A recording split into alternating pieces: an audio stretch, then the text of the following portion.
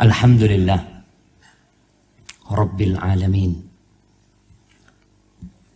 Segala puji bagi Allah Jalla Jalaluh sebagai Rabb, pencipta diri kita, pencipta alam semesta ini. Dia yang memiliki kita dan mengurusin kita. Dan Allah seringkali mengingatkan kita bahwa wa ilaihil masir, wa ilaihin nusyur, wa ilaihi turja'un. Kalau kita bakal balik kepada Allah Jalla Jalaluh. Wa inna ila rabbina lamunqalibun. Subhanallah jemaah. Kenapa kita diperintahkan untuk mengingat hal itu? Supaya antum sadar kalau antum bukan orang bebas dalam kehidupan ini. Antum adalah budak-budak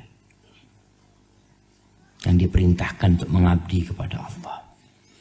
Wa bihi nasta'in ala umurid dunya wad din. Dan dengan Allah kita minta pertolongan.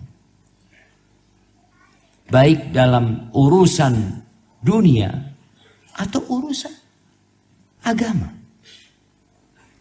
Tanpa pertolongan Allah, sesuatu yang mudah akan menjadi rumit tatkala kita bersandar kepada kecerdasan, kekuatan, kemampuan, dan kekuasaan kita. Karena sejatinya yang mudah adalah sesuatu yang Allah yang membuatnya mudah. Maka jamaah, iyyaka na'budu wa iyyaka nasta'in harus senantiasa kita jaga. Kadangkala imam baca Alhamdulillahi Rabbil Alamin Ar-Rahmanir Rahim Maliki Yaumiddin Iyyaka na'budu wa iyyaka nasta'in Ihdinas siratal mustaqim. Kita baru hadir ketika ihdinas siratal mustaqim. Masih mending Ustaz, ada yang hadir waladhdallin Ustaz. Nah, dalam urusan agama kita harus melihat kepada yang di atas kita supaya antum mau berjuang ke sana. Wassalatu wassalamu ala sayyidil mursalin wa imamil muttaqin qaidil ghurril muhajjalin sayyidina wa maulana wa syafi'ina wa qurrati a'yunina Muhammad wa ala alihi wa ashabihi ajma'in. Salawat dan salam semoga senantiasa tercurahkan untuk manusia terindah yang pernah Allah ciptakan, untuk pemimpin orang-orang yang bertakwa, untuk penghulu para utusan Allah Jalla Jalaluh, yang kelak pintu surga itu tidak akan dibuka kecuali Nabi kita alaihi salatu wassalam jamaah yang membukakannya. Fa'ati babal jannah. Beliau menceritakan dalam potongan hadisnya, kemudian aku mendatangi pintu surga. Pintu surga itu antara Mekah sama Busra atau sama Hajar. Hitungan mungkin 1210 kilometer kira-kira. Itu pintu surga besarnya. Dan ada daun pintunya yang menutupnya.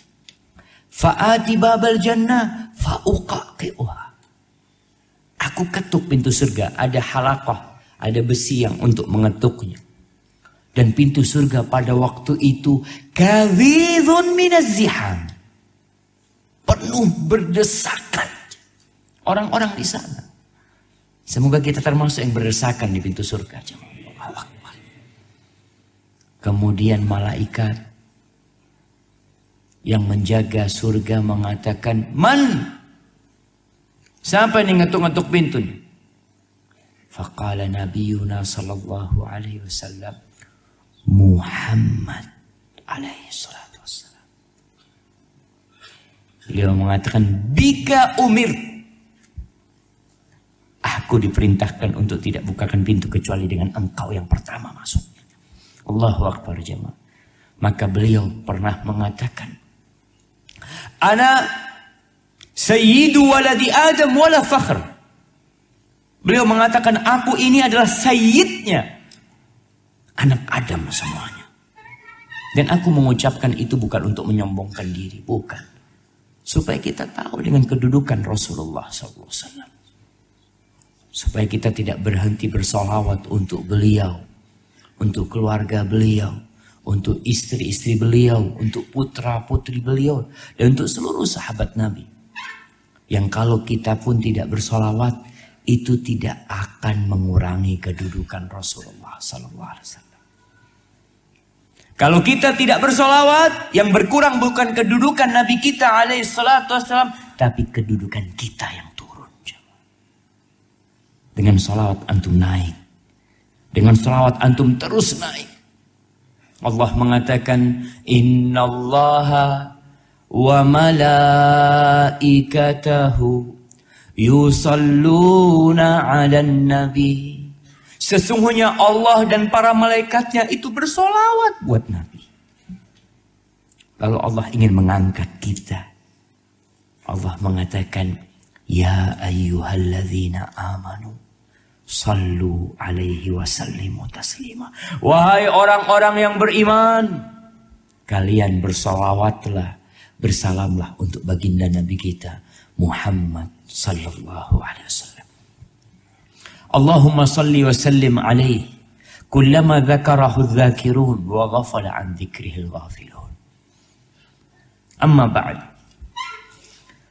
Ahibati fillah, kalau ada orang yang bercerita tentang suatu lokasi yang indah, suatu destinasi wisata yang begitu menakjubkan, bahkan dia bawa gambarnya, bahkan dia bawa fotonya, nih tempatnya bagus banget. Kira-kira antum ingin datang enggak ke tempat itu? Inginlah. Yang dijual oleh negeri kita salah satunya adalah tempat-tempat wisata. Ada tempat wisata yang indah di sana, di pulau ini, di pulau ini, di pulau ini. Tapi adakah yang menjual surga kepada masyarakat? Menawarkan kepada mereka, nih ada tempat wisata yang sebenarnya. Ada tempat liburan yang hakiki. Yang antum tidak akan pernah bersedih di sana. Dan biayanya murah sekali. Kadangkala jamaah kita jarang melihat di jalan iklan-iklan tentang surga.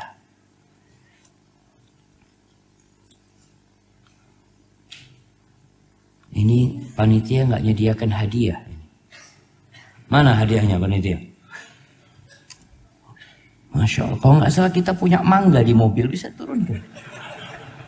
Nah, kita bagi-bagi mangga, nah, turunkan mangga. Nah. Tapi itu kan mangga dari surga, jemaah. Di Cirebon ini nih, iklan yang banyak, iklan apa jemaah? Iklan apa? Iklan rokok. Rokok itu menandakan atau mengingatkan kepada neraka. Api. Tapi iklannya enggak. Iklannya sehat-sehat. Memang ternyata diperbolehkan dalam iklan itu untuk berdusta. Tapi Allah Jalla Jalaluh tidak pernah memberikan informasi yang salah. Semua berita tentang surga hak. Semua berita tentang pohon di surga yang kata Nabi SAW, tuba syajaratun fil jannah la yaqta'uha ar-rakib mi'ata sana. Tuba itu ada satu pohon di surga yang pengendara kalau melewatin pohon itu 100 tahun belum selesai itu naungan pohon itu, jamaah. Allahu Akbar.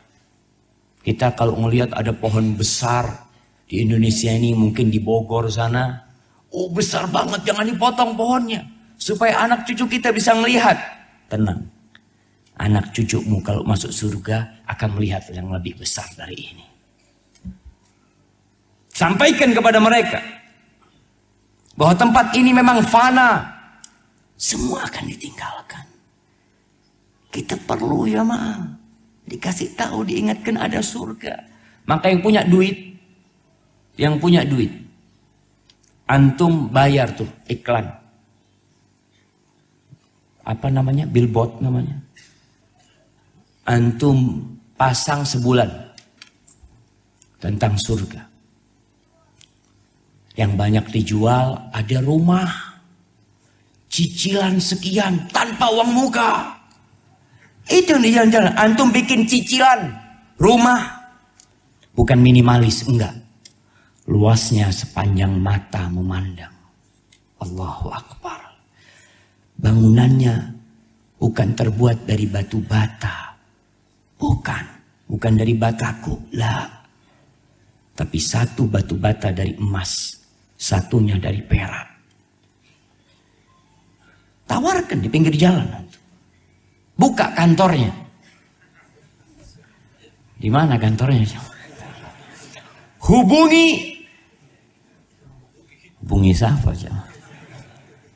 Tapi kita benar jemaah, perlu menawarkan. Orang tuh lupa bahwasanya ada yang kita kejar. Kalau kita bicara surga yang dirindukan, Allahu Akbar. Mu'ad bin Jabal radhiyallahu taala anhu pernah sholat di masjid kampung dia, di masjid Bani Salimah, itu sholat Isya. Jadi imam dia di sana. Setelah sholat jadi makmum di Masjid Nabawi, dia membaca surah Al-Baqarah. Kira-kira antum kalau sholat Isya, imamnya baca surah Al-Baqarah, apa yang antum akan lakukan? Mungkin antum padamkan listriknya. Ini imam tidak tahu diri, subhanallah. Mu'ad bin Jabal, Masya Allah, dia baca Al-Baqarah. Ada satu jamaahnya gak kuat, memisahkan diri, mufarokoh, sholat sendirian dia. Akhirnya jadi ribut. Masya Allah, Masya Allah. Taruh sini biar kelihatan dia. Jazakallah khair. Nanti yang bisa jawab anak kasih. Sebagian orang jamaah, ketika dikasih hadiah yang hanya Masya Allah,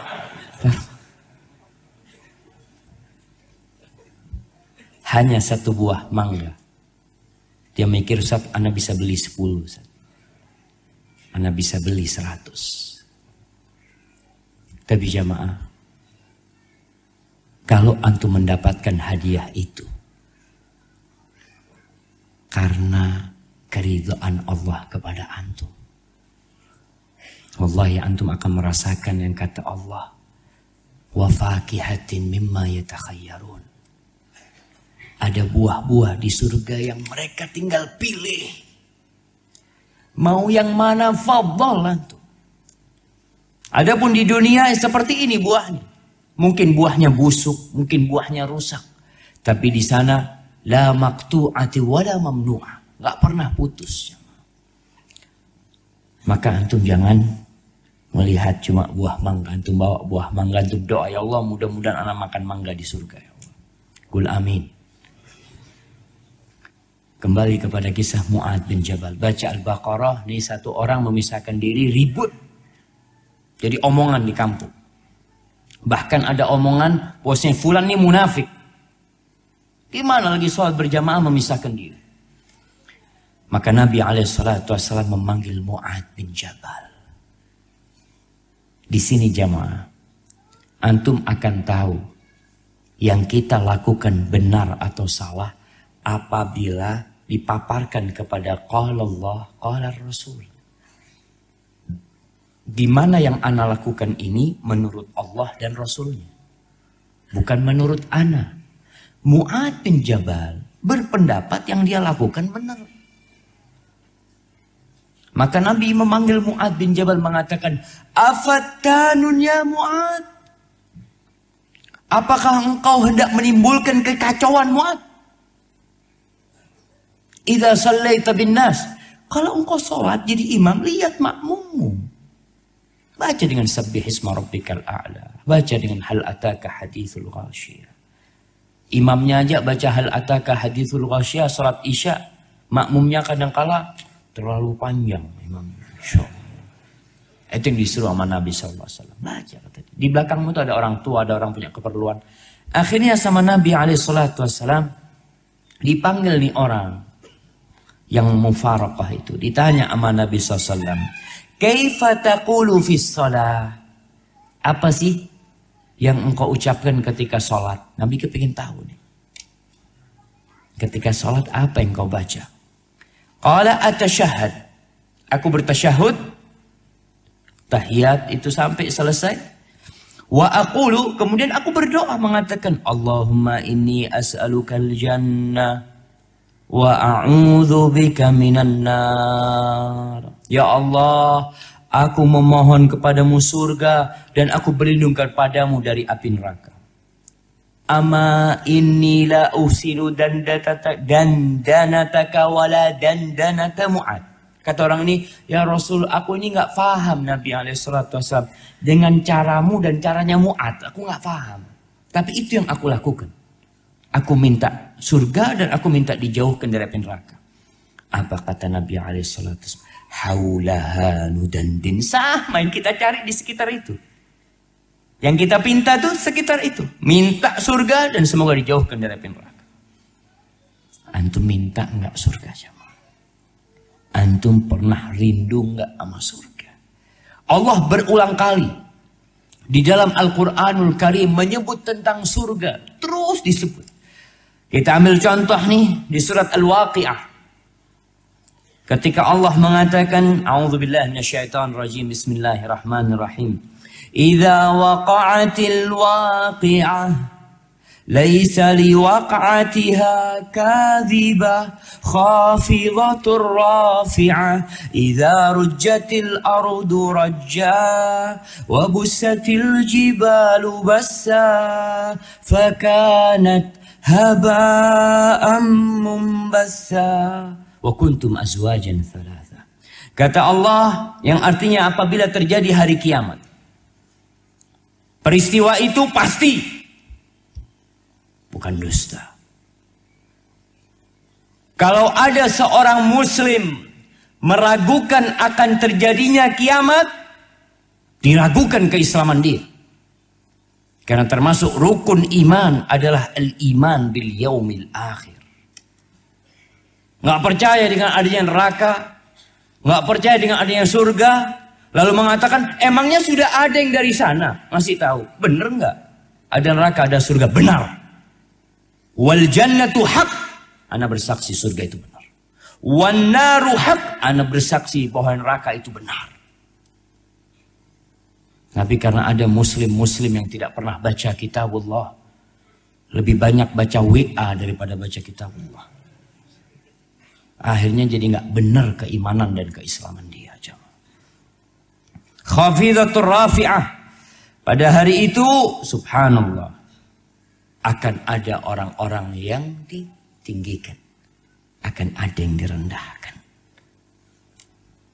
Terus jemaah, Allah katakan bumi ini akan digoncangkan. Rujjatil ardu rajja. Antum tahu kalau kadang-kala minum jus, ada tulisannya di sana, dikocok dulu. Kalau bahasa Arabnya itu rujja awwala. Seperti itu bumi akan dikocok. Kemudian gunung itu yang tinggi besar menghujam di bumi akan menjadi debu yang berterbangan. Habis. Fakanat haba'an mumbassa. Terbang. Yang kalau kita melihat sekarang gunung begitu indahnya, begitu kokohnya, begitu perkasanya, hancur lebur. Apalagi cuma gedung masjid ini. Apalagi hanya kota Cirebon. Apalagi hanya Indonesia. Tidak ada bangunan yang lebih tinggi dari gunung kita melihat. Gunung aja hancur. Lalu Allah katakan kalian akan menjadi 3 golongan pada waktu itu. Fa ashabul maimanati ma ashabul maimana. Ada golongan kanan. Semoga kita termasuk min ashabil yamin. Wa ashabul mash'amati ma ashabul mash'amah. Ada golongan kiri. Na'udzubillahi minhum. Tapi ada golongan yang ketiga. Was-sabiquna as-sabiqun. Ulaikal muqarrabun. Ada orang yang berlomba-lomba. Mungkin contohnya yang berlomba-lomba ini yang datang di shaf pertama. Kalau sholat. Yang ashabul yamin ya alhamdulillah datang mungkin telat. Yang berdiri di sana masuk mana? Yang di luar sana. Masuk ashabul yamin, ashabul mash'amah atau as-sabiqun as-sabiqun. Masuk mana? Anak kasih hadiah. Masuk mana jemaah? Saat masuk surga insyaallah. Qul amin. Nah, wallahi jemaah, ada orang-orang yang masuk was-sabiqun as-sabiqun, berlomba-lomba dia jemaah. Sebagian orang kalau ke masjid nggak langsung ke shaf pertama. Dia cari shaf yang ada sandarannya. Antum datang pertama ke masjid, tapi nggak dapat pahala shaf pertama. Ketika berdiri, shaf pertama kosong di depannya, dia nggak mau maju. Dia mau jadi orang baik. Yang lainnya suruh maju. Fadhal. Insya Allah. Antum berlomba-lomba dalam kebaikan. Makanya para ulama mengatakan makruh al-isa fi umuril akhirah, nggak boleh. Dibenci. Seharusnya antum masuk duluan, kalau ada yang mau nyerobot, afwan. Pingsut, anak dulu yang masuk. Apa? Itu sampai seperti itu jemaah. Kalau memang diperlukan undian-undian. Hada sabiqun as-sabiqun. Wallahi jemaah, anak pernah di Masjid Nabawi melihat satu anak nangis karena nggak dapat shaf pertama jemaah. Wallahi nangis. Anak lihat dia mau masuk karena sempit ya. Kata orang nggak bisa sempit ini. Antum sudah ke belakang kata dia. Akhirnya dia mundur sambil meneteskan air mata. Karena dia tahu perlombaan ini bukan perlombaan di shaf pertama, tapi perlombaan untuk dekat sama Rasul Sallallahu Alaihi Wasallam. Perlombaan untuk masuk surga, jemaah. Orang berlomba-lomba, kita lihat sekarang ada apa SEA Games, Asian Games, yang lomba lari sekian. Ada orang yang juara 1 lomba lari, jemaah. Tapi di masjid tidak pernah di shaf pertama. Kenapa? Antum bisa lari kencang, merebut medali emas. Tapi antum tidak bisa berlari kencang merebut surga Allah Jalla Jalaluhu. Was-sabiquna sabiqun. Ini golongan yang atas. Ulaikal muqarrabun fi jannatin na'im. Mereka berada di dalam surga Allah Jalla Jalaluhu yang penuh dengan kenikmatan. Thullatum minal awwalin wa qalilun minal akhirin. Golongan yang di puncaknya nih jamaah. Allahu Akbar jamaah. Kalau anda melihat sekarang, kadangkala orang melihat konser, na'udzubillah min dzalik, itu yang paling dekat mahal nggak? Bayar dia jamaah. Bayar jutaan dia untuk dekat, hanya dekat sama artisnya. Hanya dekat dengan panggungnya. Yang kita nggak tahu apa itu artis masuk surga atau masuk neraka. Antum bisa dekat sama sana. Kenapa antum nggak mendekat ke imam? Gratis nggak bayar. Gratis.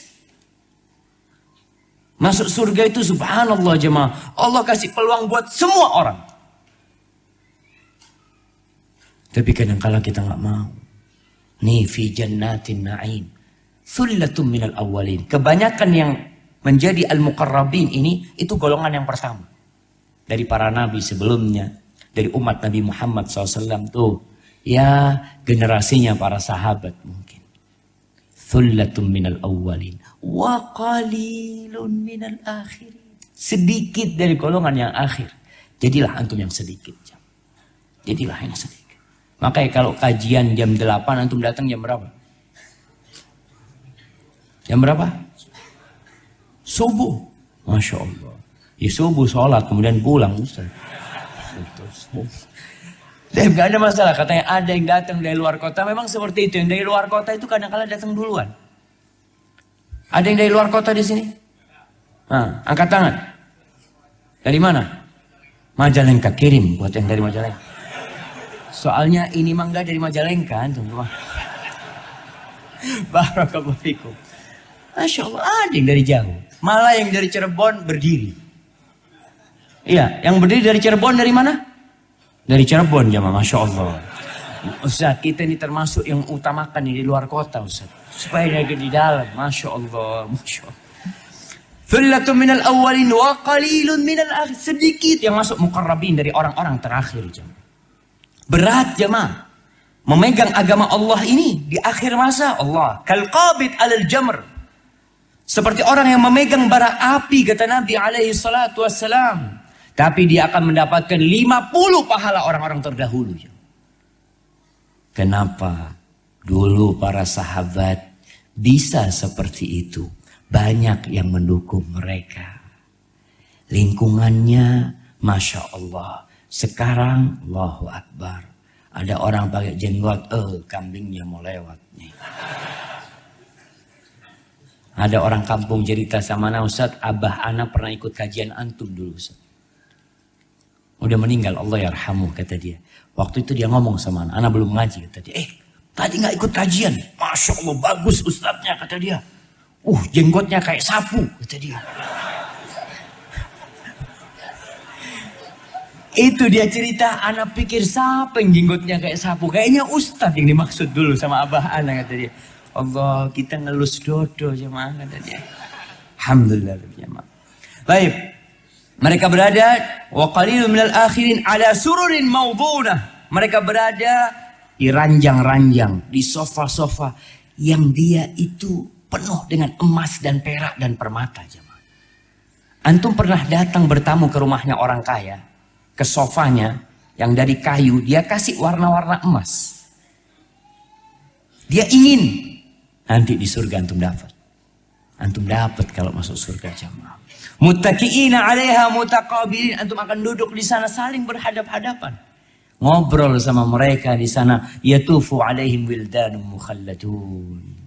Lagi ngobrol duduk, datang tuh anak-anak yang bawa minuman, bi akwabi wa abariqa ka'sim min ma'in. Datang, fadl mau minum apa? Antum tinggal milih. Datang ke sini.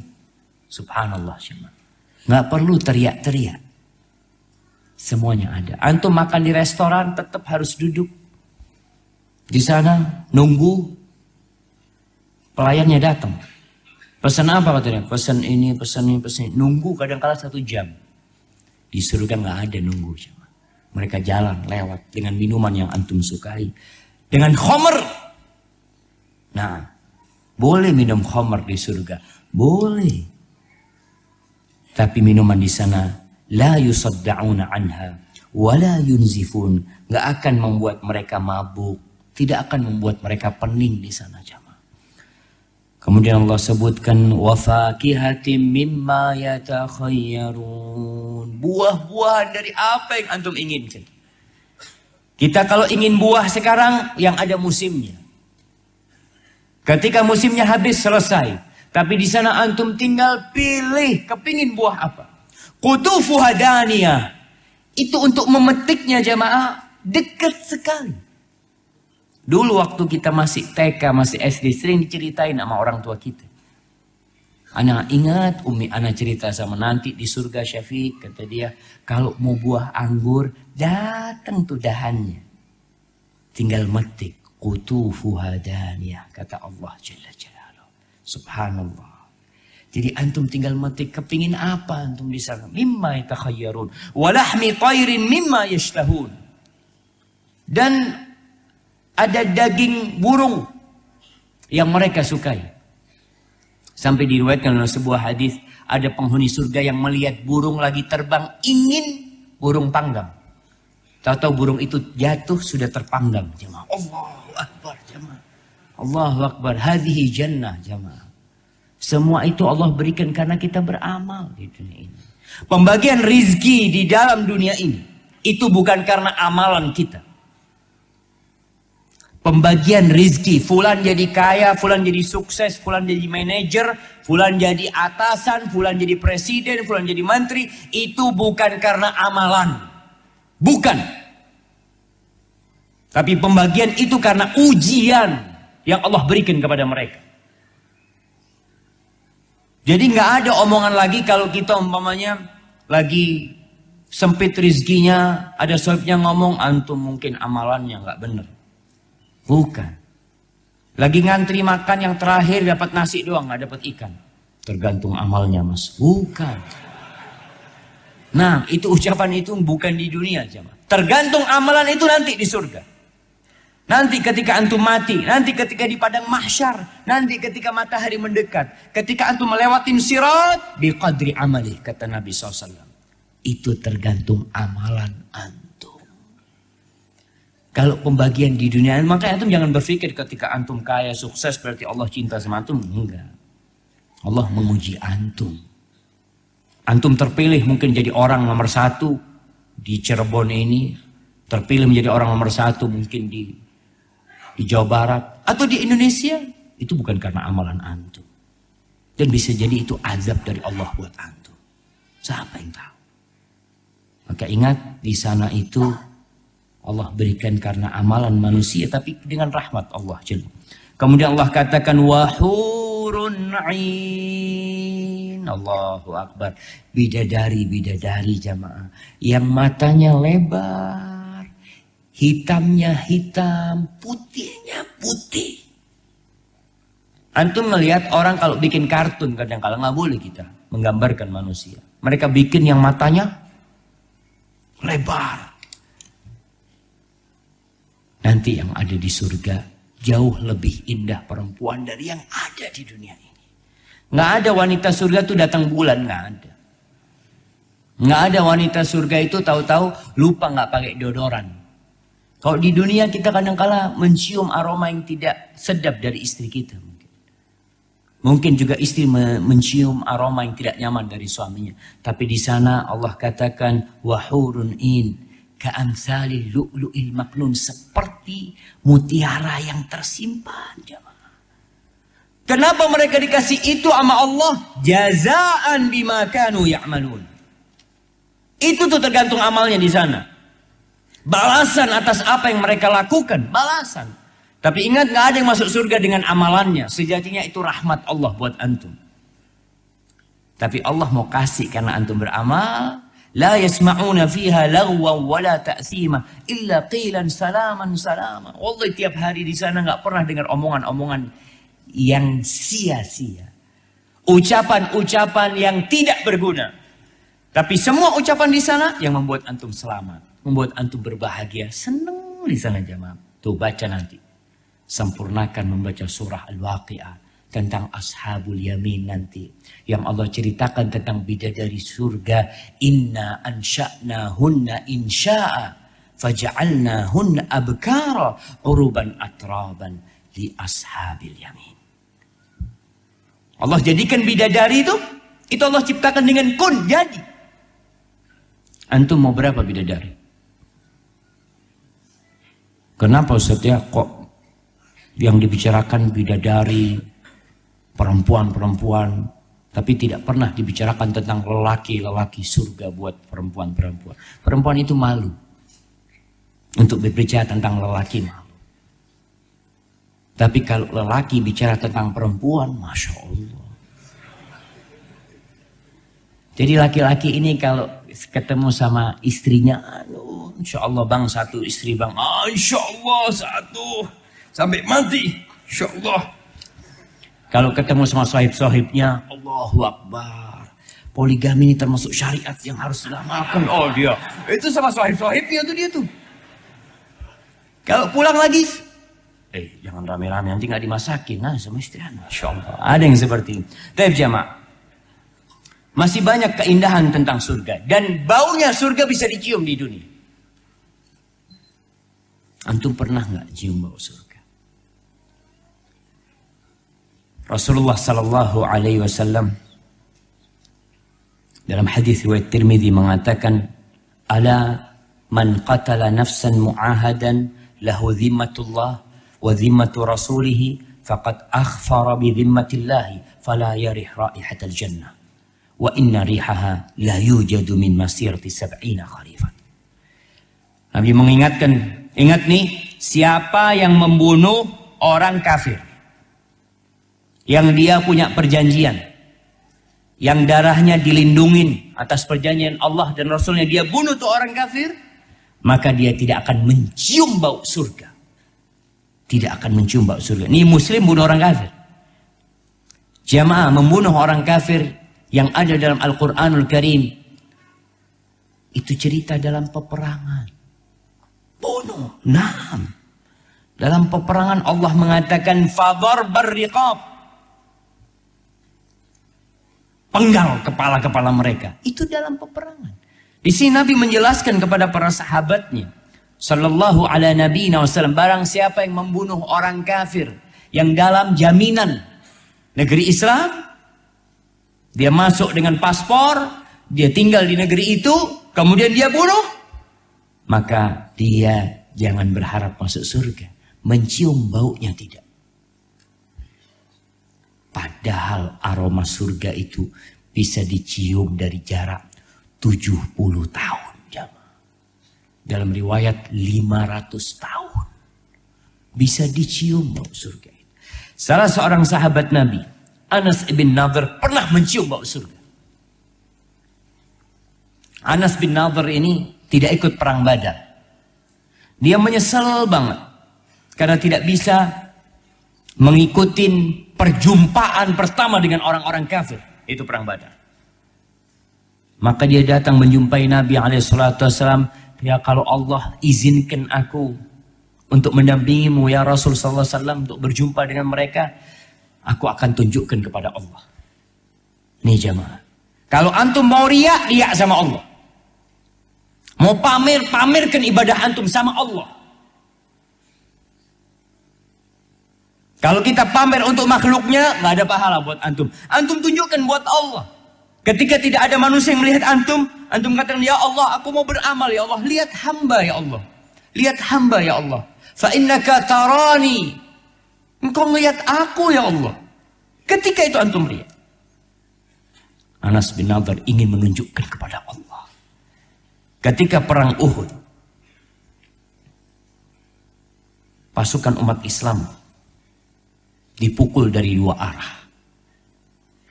Rasul sallallahu alaihi wasallam terjatuh dalam lubang. Gigi beliau patah.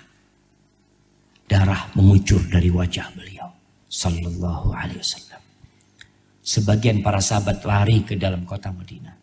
Sebagian sahabat duduk karena mendengar berita tewasnya Rasulullah SAW. Lihat nih, berita hoax itu jamaah, atau hoax, ya, tulisannya hoax, tapi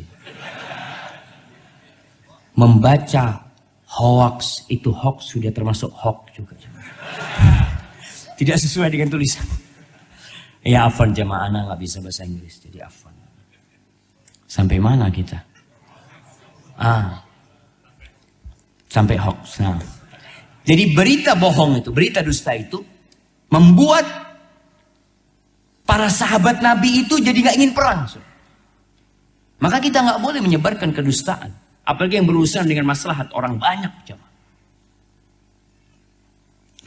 Ketika para sahabat sudah sebagian merasa, ya gimana, Nabi SAW sudah meninggal dunia, ngapain lagi kita gitu. Mereka sudah tidak ingin berjuang. Jalan nih Anas bin Nadhr, ini pamannya Anas bin Malik. Fastaqbala Sa'ad bin Mu'ad faqala lahu ain. Sa'ad bin Mu'ad bertanya kepada Anas bin Nadhr, mau kemana engkau? Engkau mau kemana? Wah, larihul jannah ajiduha duna Uhud. Kata dia, aku mencium bau Uhud, bau surga di bawah Uhud. Aku cium bau surga di sana. Wallahi jamaah, berangkat ini Anas bin Nadhr. Faqatalahum hatta qutil. Dia berjuang berperang di situ sampai tewas. Ditemukan di tubuhnya Anas bin Nadhr ini, Anas bercerita, bid'un wa thamanun. Ada 80 lebih luka di tubuhnya. Tidak dengan satu luka dia langsung mati. Dia terus berjuang. Ada 80 lebih luka. Min baini dharbatin wa ta'natin wa ramyatin. Ada tombak yang masuk ke tubuhnya. Ada anak panah yang masuk ke tubuhnya. Ada tebasan pedang jumlahnya 80 lebih. Wajahnya tidak ada yang mengenalinya. Kenapa dia melakukan itu? Dia mencium bau surga. Subhanallah jemaah. Al-Imam Ibnul Qayyim rahimahullahu ta'ala mengatakan bahwasanya rihul jannah naw'an. Aroma surga itu ada dua model. Yang pertama, rihun yujadu fid dunya tashummuhul arwah ahyanan la yudrikuhul ibad. Yang pertama, yang ada di dunia. Yang mungkin tercium oleh ruh hamba kadang-kadang, tapi tidak bisa dia bisa lihat, tapi dia rasakan.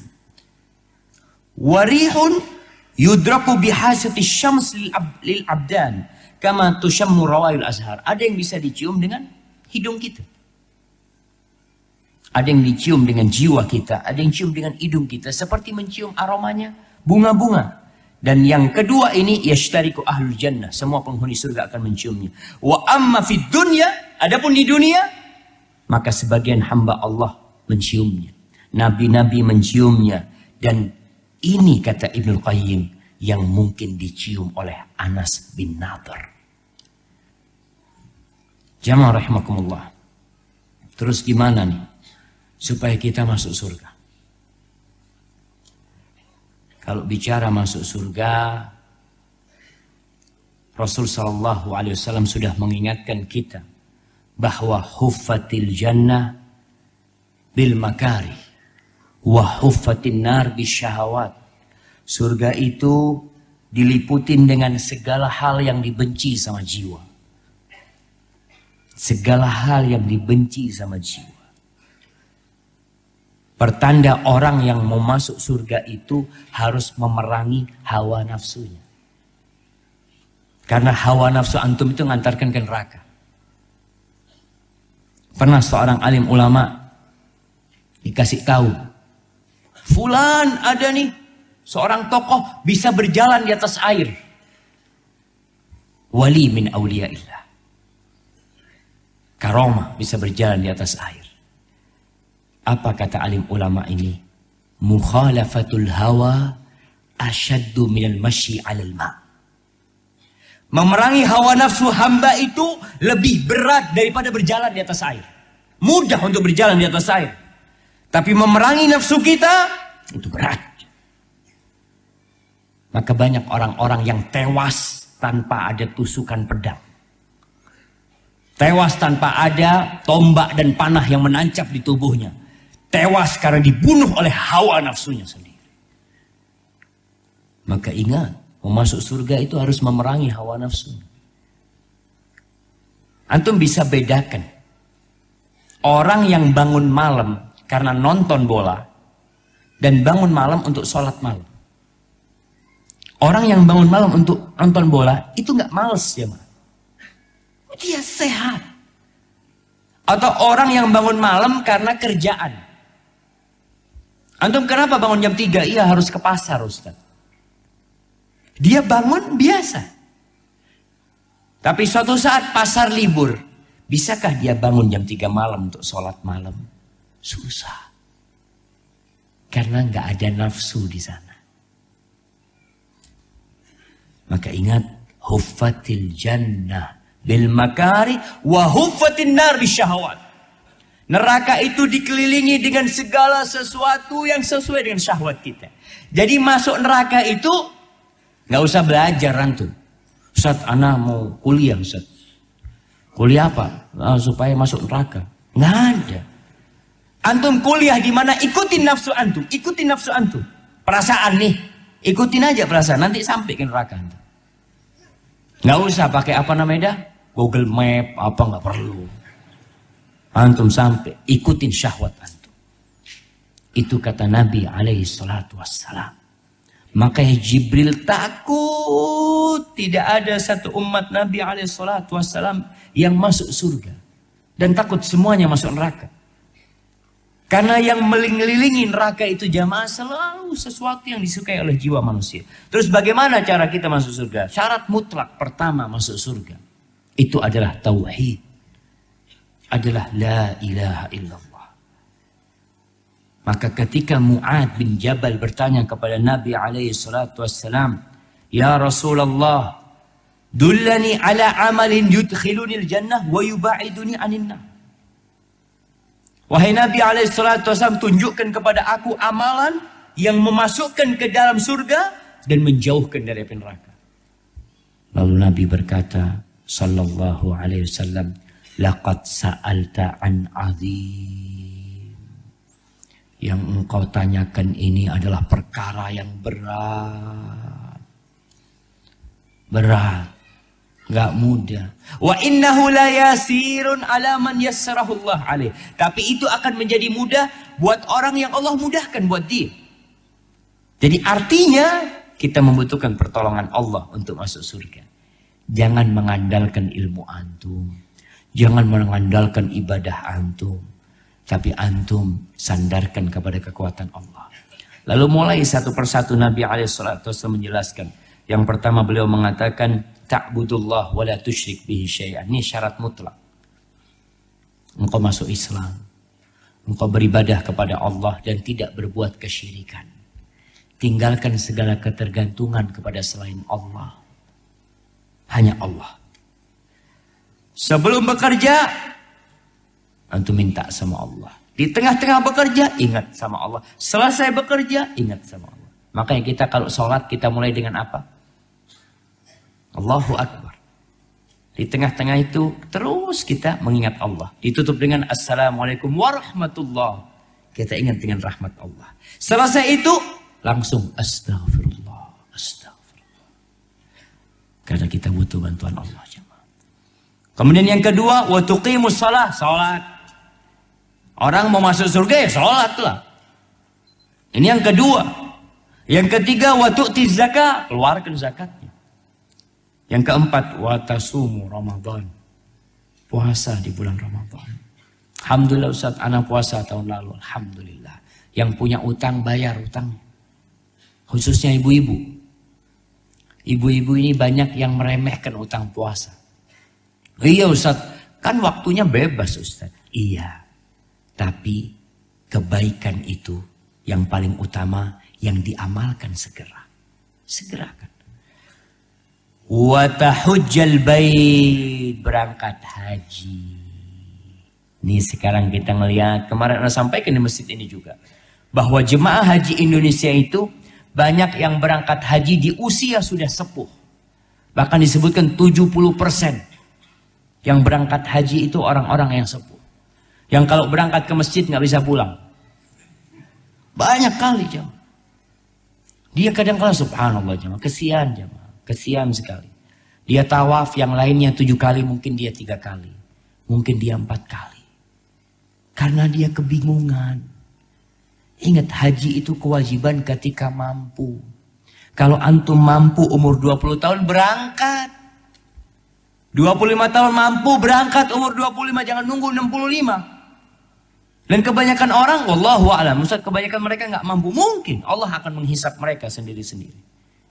Tapi antum ketika mampu, dalam kondisi muda mampu, bersyukur sama Allah. Wallahi jamaah, sebagian ulama itu, ana baca di Al-Bidayah Nihayah, sebagian di antara mereka itu haji dari Irak ke Mekah. Siti Namarah 60 kali haji jalan kaki. Jalan kaki. Dia mengatakan, ana mampunya jalan kaki, ana punya bekal, ana bisa jalan kaki. Berangkat jalan kaki. Dulu kita punya teman-teman di Afrika, cerita orang tua kita itu berangkat haji 7 tahun. 7 tahun berangkat haji. Kenapa? Mereka jalan kaki. 6 tahun jalan kaki. 3 tahun berangkat, 3 tahun pulang. 1 tahun itu buat di Mekah dan di Madinah. Terus antum udah punya mobil. Antum udah punya rumah. Iya Ustaz, tapi belum punya istri Ustaz. Nggak ada. Nggak masuk dalam kemampuan. Artinya yang mampu itu yang punya istri nggak ada. Bujangan mampu berangkat. Ya Ustaz, nanti kalau berangkat harus berangkat sama istri. Ya, alhamdulillah berangkat lagi antum sama istri. Maka ingat, ini kunci surga jamaah. Kunci surga itu la ilaha illallah. Tapi di situ kunci itu ada giginya. Giginya itu rukun Islam. Perintah-perintah Allah. Makanya al-hajjul mabrur kata Nabi SAW. Haji yang mabrur itu laisa lahu jaza illal jannah. Nggak ada pahala yang lebih pantas buat dia kecuali surga. Haji yang mabrur. Makanya kalau antum pulang haji, ya dijaga keikhlasan. Karena kalau kita lihat jemaah haji sekarang ini kalau mau berangkat, Masya Allah, yang berangkat satu yang ngantar 2 bus. Emangnya nggak boleh Ustaz? Boleh. Antum mau ngantar 10 bus boleh. Tapi antum jaga niat antum. Jaga. Niat ketika berangkat. Niat ketika berada di Mekah. Niat ketika pulang. Jangan sampai antum keluar duit, capek, lelah. Haji antum mengantarkan antum ke neraka. Karena riya. Karena pamer. Karena ingin dipanggil haji. Pulang dari haji langsung di WA-nya ditulis statusnya. Masya Allah. Ada 2 di atasnya, kuadrat. Karena 2 kali haji itu dia. Taib jamaah. Kemudian Nabi SAW menjelaskan setelah rukun Islam. Beliau mengatakan, ala ukhbiruka. Thumma qala ala adulluka ala abwabil khair. Mau nggak engkau aku kasih tahu pintu-pintu kebaikan. Surga itu ada berapa pintunya? Siapa yang jawab? Mana yang mau jawab? Masya Allah. 8. Sebutkan salah satu namanya. Pintu Ar-Rayyan. Masya Allah. Ana kasih 2 buat antum. Masya Allah. Fadal. Masya Allah jemaah. Ada pintu Ar-Rayyan. Jadi ada pintu-pintu surga itu. Antum silahkan milih. Makanya Nabi SAW menunjukkan kepada Muhammad, mau nggak aku kasih tahu kau pintu-pintu kebaikan yang mengantarkan ke pintu-pintu surga. Beliau sebutkan yang pertama, as-saum junnah, was-sadaqatu tudfi'ul khati'ata kama yudfi'ul ma'un nar, was-salatu rajuli fi jawfil lail. Thumma tala tatajafa junubuhum 'anil madaji yad'una rabbahum khaufan wa tama'an. Kemudian Nabi SAW menjelaskan tuh pintu-pintu kebaikan. Yang pertama adalah puasa. Puasa sunnah. Tadi kan udah puasa wajib. Antum usahakan puasa sunnah. Supaya masuk pintu Rayyan itu bukan yang puasa Ramadan jamaah. Karena semua puasa Ramadan. Tapi ada orang-orang yang levelnya naik. Dia naik ngerjakan yang sunnah. Ini nih akan masuk dari pintu Rayyan. Dan puasa itu akan menahan diri antum. Menjadi perisai dan tameng dari dosa. Dari syahwat antum. Ini yang muda-muda yang belum menikah. Puasa. Kalau nggak mampu. Ustaz, ana sudah menikah Ustaz. Tapi syahwat ana kok masih belum terkendali Ustaz. Ana mau kawin lagi takut Ustaz. Puasa. Puasa. Artinya untuk mengendalikan syahwat itu antum puasa. Dan subhanallah ada seorang alim ulama mengatakan, aku tuh selama 40 tahun selalu puasa sunnah. Sebelum aku kenal sama Ummu Sa'id istrinya. Ketika kenal sama istrinya nggak puasa sunnah lagi, udah kata dia. Habis puasa sunnahnya itu dia. Jadi jaga tetap jemaah. Ajak juga istri berpuasa. Kemudian sedekah. Kata Nabi SAW, sedekah itu mematikan dosa. Jadi dosa itu seperti api yang membakar, dengan sedekah antum matikan. Seperti air yang mematikan api. Jadi orang yang banyak dosa banyak-banyak bersedekah jemaah. Al-Imam Syafi'i pernah mengatakan berkaitan dengan keutamaan bersedekah, beliau mengatakan wa in kathurat uyubuka fil baraya wa sirruka ay yakuna lahu ghita'u tasattar bis-sakha'i fa kullu 'aibin yughattihi kama qila as-sakha'u. Kalau engkau memiliki banyak dosa, banyak kekurangan yang dikenal sama orang-orang, kau banyak kesalahan, maka tutupin kesalahanmu, jaga kesalahanmu, jangan diumbar. Dengan apa? Dengan berbagi. Orang yang dermawan itu kesalahannya bisa dilupakan jamaah. Maka banyak antum sedekah. Allah akan mematikan dosa-dosa kita dan masyarakat pun akan memaafkan kita. Kalau masyarakat melihat orang yang dermawan, dia itu Masya Allah, fulan, Masya Allah, fulan nih, walaupun ana lihat ya secara agama mungkin tidak terlalu dalam, tapi royal kalau ngasih orang. Antum jadi yang kayak gitu. Jangan, Ustaz. Antum jadi yang ahli ibadah dan ahli sedekah. Yang pertama kan puasa, yang kedua sedekah, yang ketiga sholat malam kata Nabi SAW. Jangan mencukupkan diri dengan sholat 5 waktu. Ustaz, kalau sholat 5 waktu, Ustaz, apakah mungkin masuk surga? Mungkin masuk surga. Tapi ingat, iman hamba itu naik turun. Ada masa-masa futur, masa-masa kita jadi malas beribadah. Biasanya kalau orang hanya punya yang wajib 5, kalau imannya lagi turun, apa yang akan terjadi? Yang 5 bisa telat.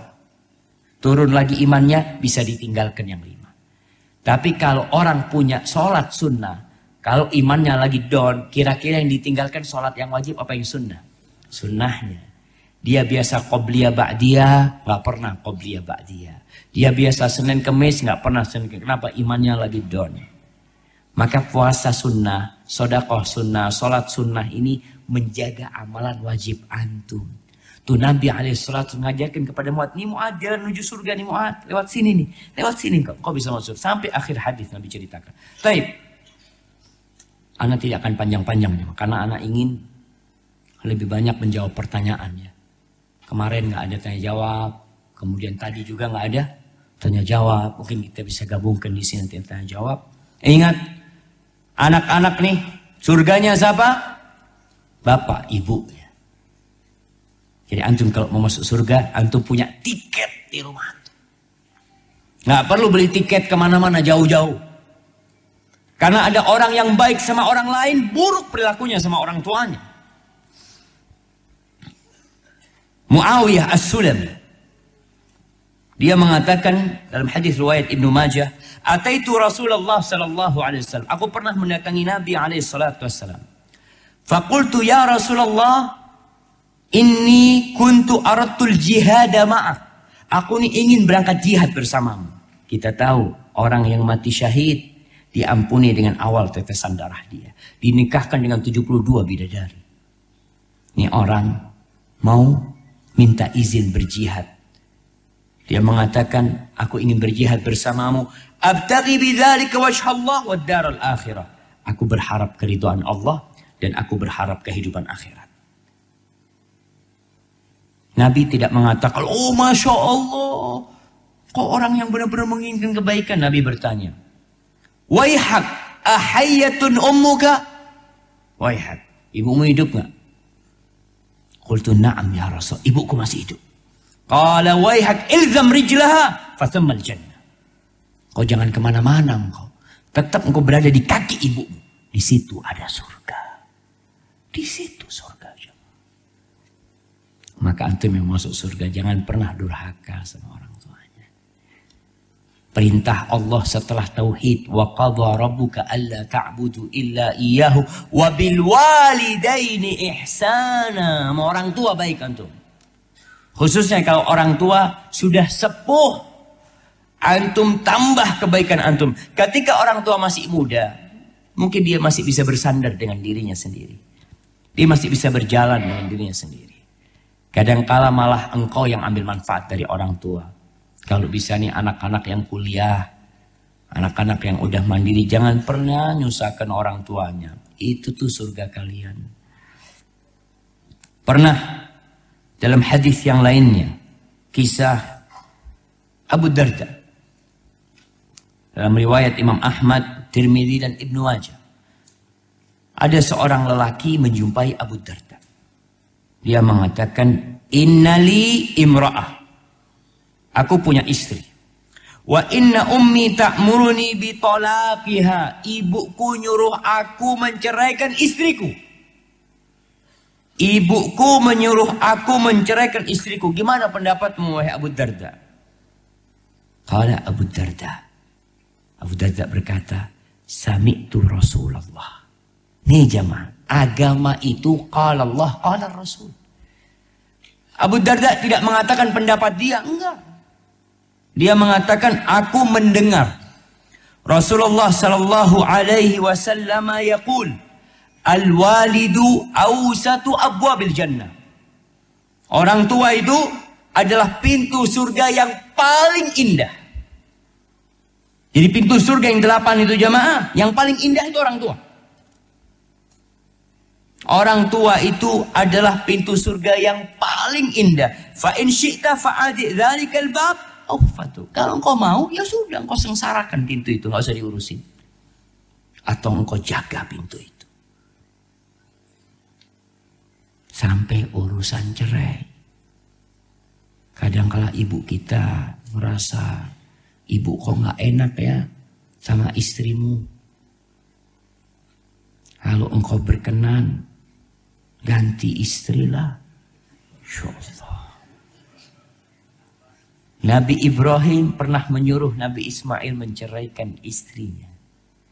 Dan Nabi Ismail ceraikan istri. Bapaknya nyuruh. Kalau bapaknya orang soleh. Bapaknya orang soleh, orang baik. Ibunya orang baik. Antum tahu. Antum cinta anak Ustaz.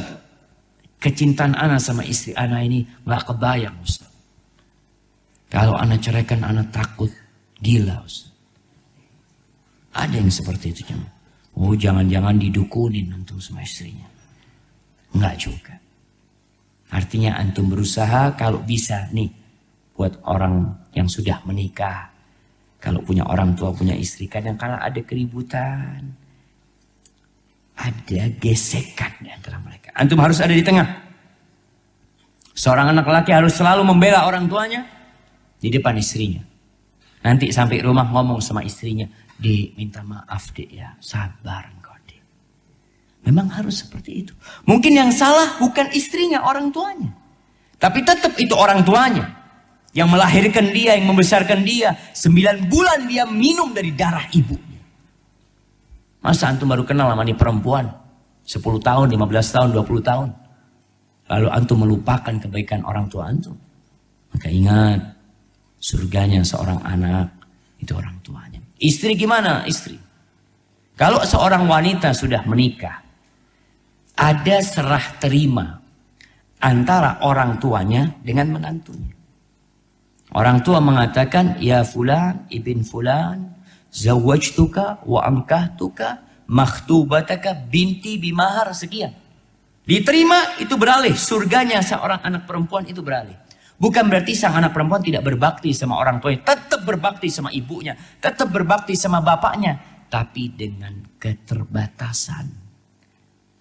Karena surga dan nerakanya adalah suaminya. Maka kata Nabi SAW ketika berpesan kepada salah seorang wanita dari sahabat. Ketika ditanya, engkau punya suami enggak? Kata dia, adzatu zaujin anti? Engkau punya suami? Punya Nabi SAW. Gimana sikapmu sama dia? Ya aku selalu melayani dia kecuali aku kalau nggak mampu. Kata dia. Kata Nabi SAW, unduri aina anti lahu. Engkau lihat gimana sikapmu sama dia. Innama huwa jannatuki au naruki. Ingat, suamimu itu surgamu atau nerakamu. Dan masuk surga buat wanita ini termasuk mudah sekali. Nabi SAW mengatakan, idza shallatil mar'atu khamsaha. Kalau wanita sholat yang 5 waktu, wa shamat syahraha, dia puasa di bulan Ramadan, wa ata'at zaujaha, dan dia taat patuh kepada suaminya, wa hafizat farjaha, dia jaga kehormatan dirinya. Qila laha, dikatakan buat dia, udkhulil jannah. Silahkan engkau masuk surga. Pilih dari pintu yang 8 itu mana yang kau sukai. Ketika dia berbakti sama suaminya. Ada keterbatasan ketika seorang wanita sudah menikah. Dia kalau mau ke tempat orang tuanya harus izin dengan suaminya. Oleh karena itu, carilah suami yang soleh. Yang baik. Yang tahu diri. Yang akan membantu istrinya berbakti sama orang tuanya. Itu kalau suami yang soleh, dia akan tahu. Maksudnya istriku punya orang tua. Aku ini dikasih nih putrinya sama orang tuanya. Masa aku tidak membantu istriku berbakti? Hadza wallahu a'lam bishawab. Itu yang bisa kita kaji pada kesempatan kali ini. Kita mungkin masuk ke sesi tanya jawab. Masya Allah. Masya Allah.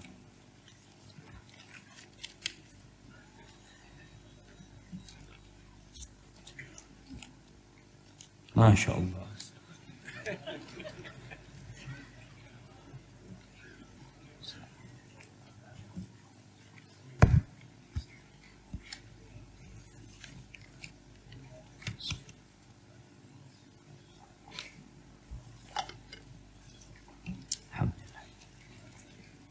Syukran.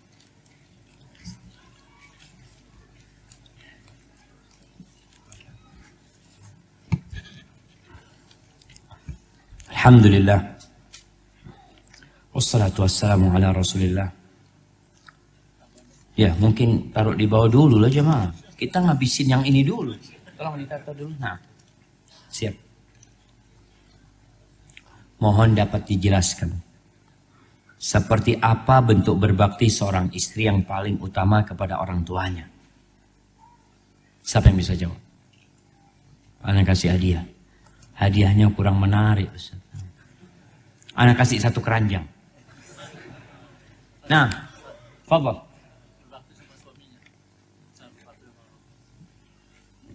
Bentuk berbakti seorang istri yang paling utama kepada orang tuanya adalah berbakti sama suaminya. Terus kapan dia berbakti sama orang tuanya? Anak kasih 3, untuk nggak apa-apa lah. Paling nggak jadi 1 keranjang, jamaah jawabannya kurang lengkap soalnya, masya Allah. Fadhal, fadhal. Masya Allah. Barakallahu fikum. Iya jamaah. Bentuk kebaktian seorang perempuan kalau sudah menikah kepada orang tuanya, jangan pernah menyusahkan orang tuanya. Jangan pernah menyusahkan orang tuanya. Orang tua itu jamaah ketika menikahkan putrinya, harapan dia putrinya itu berbahagia. Jangan suka mengadu kepada orang tuanya. Jangan suka menceritakan masalah di rumah tangganya. Kesian orang tuanya. Udah capek membesarkanmu, menyekolahkanmu, dinikahkan, setelah nikah masih curhat sama orang tuanya. Tunjukkan kalau engkau bahagia dan berusaha memanage rumah tanggamu. Soalnya kesian orang tua jamaah, terus terang. Anda punya teman-teman yang akhirnya bercerai. Gara-gara istrinya ini cerita sama orang tua kondisi di dalam rumah. Ibu, suamiku tuh kayak gini, ibu kayak gini, ibu kayak gini. Ibu. Langsung sama ibunya dibawa itu anak. Karena ibu itu sayang sama kamu. Gak ingin anaknya itu disiksa sama suami. Padahal masalah-masalah biasa. Suami ngasih belanja kurang. Bu, suami ini ngasih belanja cuma sehari itu cuma 50.000 ibu. Uang pulsa nggak dibeliin sama suami. Subhanallah. Ada suami-suami yang tidak membelikan pulsa buat istrinya. Ada. Seperti itu. Terus si istri cerita sama orang tuanya. Boleh nanti sama orang tua. Nanti diperintahkan berbakti sama orang tua. Salah satu bentuk kebaktian, jangan cerita masalah yang membuat orang tua bersedih. Di antara kebaikan yang indah ketika antum berbagi kebahagiaan sama orang tua. Antum tunjukkan sama orang tua ketika tanya, nak gimana nak suamimu nak? Masya Allah Umi, kata dia. Makasih banyak anda dikasih suami kayak gitu. Padahal suaminya na'udzubillah jemaah. Doakan Nami mudah-mudahan bisa tambah baik suami Nami. Terus perbaikin dan sabar. Wanita-wanita yang sabar menutup urusan rumah tangganya, insya Allah Allah akan kasih pahala yang gak terhingga. Innama yuwaffas sabiruna ajrahum bighairi hisab. Antum tidak memberatkan orang tuanya. Di rumah kurang, orang tua antum mungkin mampu. Suaminya kurang, nggak perlu antum ngomong, Umi, afwan kemarin suami nggak dapat duit sama sekali. Antum sudah bebanin orang tua lagi. Dan jangan cerita antum sedang sakit ini itu. Orang tua subhanallah jamaah. Ana masih ingat ya. Ana itu kadang-kala nggak ke rumah orang tua. Kadang-kala sakit. Tapi ana usahakan tiap hari ke tempat orang tua. Rumah ana dari orang tua itu mungkin 7-8 kilo. Ana berangkat ke itu tiap hari. Pernah suatu hari ana BBM umi ana. Mas Syafiq nggak bisa ke sana, Mas Syafiq sakit nggak enak badan.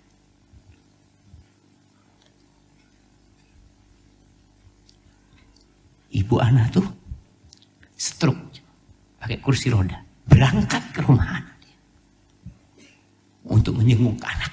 Makanya anak nyesel, ya Allah kata dia. Anak ngasih tahu dia anak sakit, akhirnya dia kepikiran. Antum bikin orang tua antum tidak pernah kepikiran susah sama antum. Sampaikan kalau antum alhamdulillah mi, alhamdulillah sehat. Kalaupun antum kurang sehat, anak sedikit kurang enak mi, tolong didoakan apa. Pokoknya jangan sampai bikin beban buat orang tua. Apalagi anak perempuan.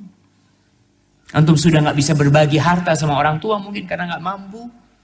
Maka paling tidak berbagi kebahagiaan sama orang tua dan tidak berbagi kesusahan. Terkadang seorang istri merasa kurang berbakti kepada orang tua karena fokus dalam keluarga bersama suami. Iya, itu terjadi dikarenakan dia memang sudah dipindahkan sama orang tuanya kepada suaminya.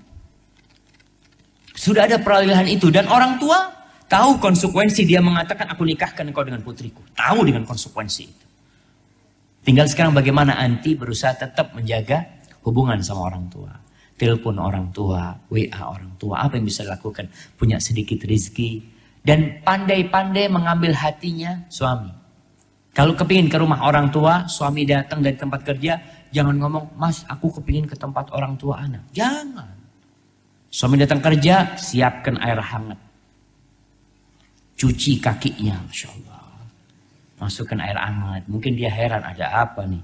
Bang, mau ke tempatnya orang tua bang, boleh bang ya. Kata suaminya, berangkat, bismillah.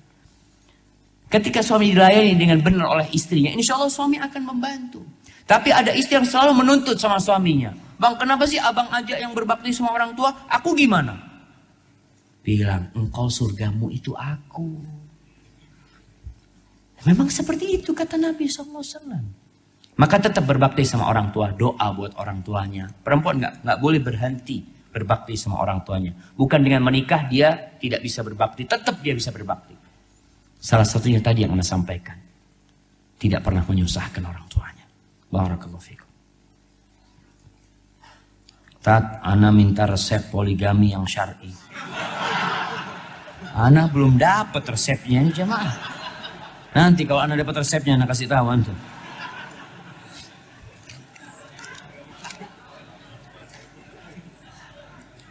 Nah,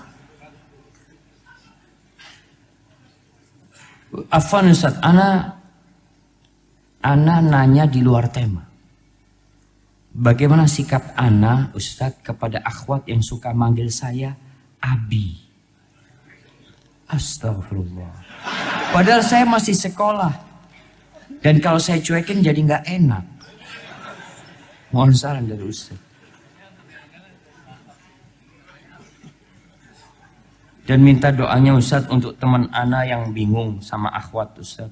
Dan minta doanya untuk para jamaah yang di sini yang biar dapat jodoh. Masya Allah. Ini Ana nggak paham. Jadi teman akhwat suka manggil Abi. Mungkin namanya dia Abi.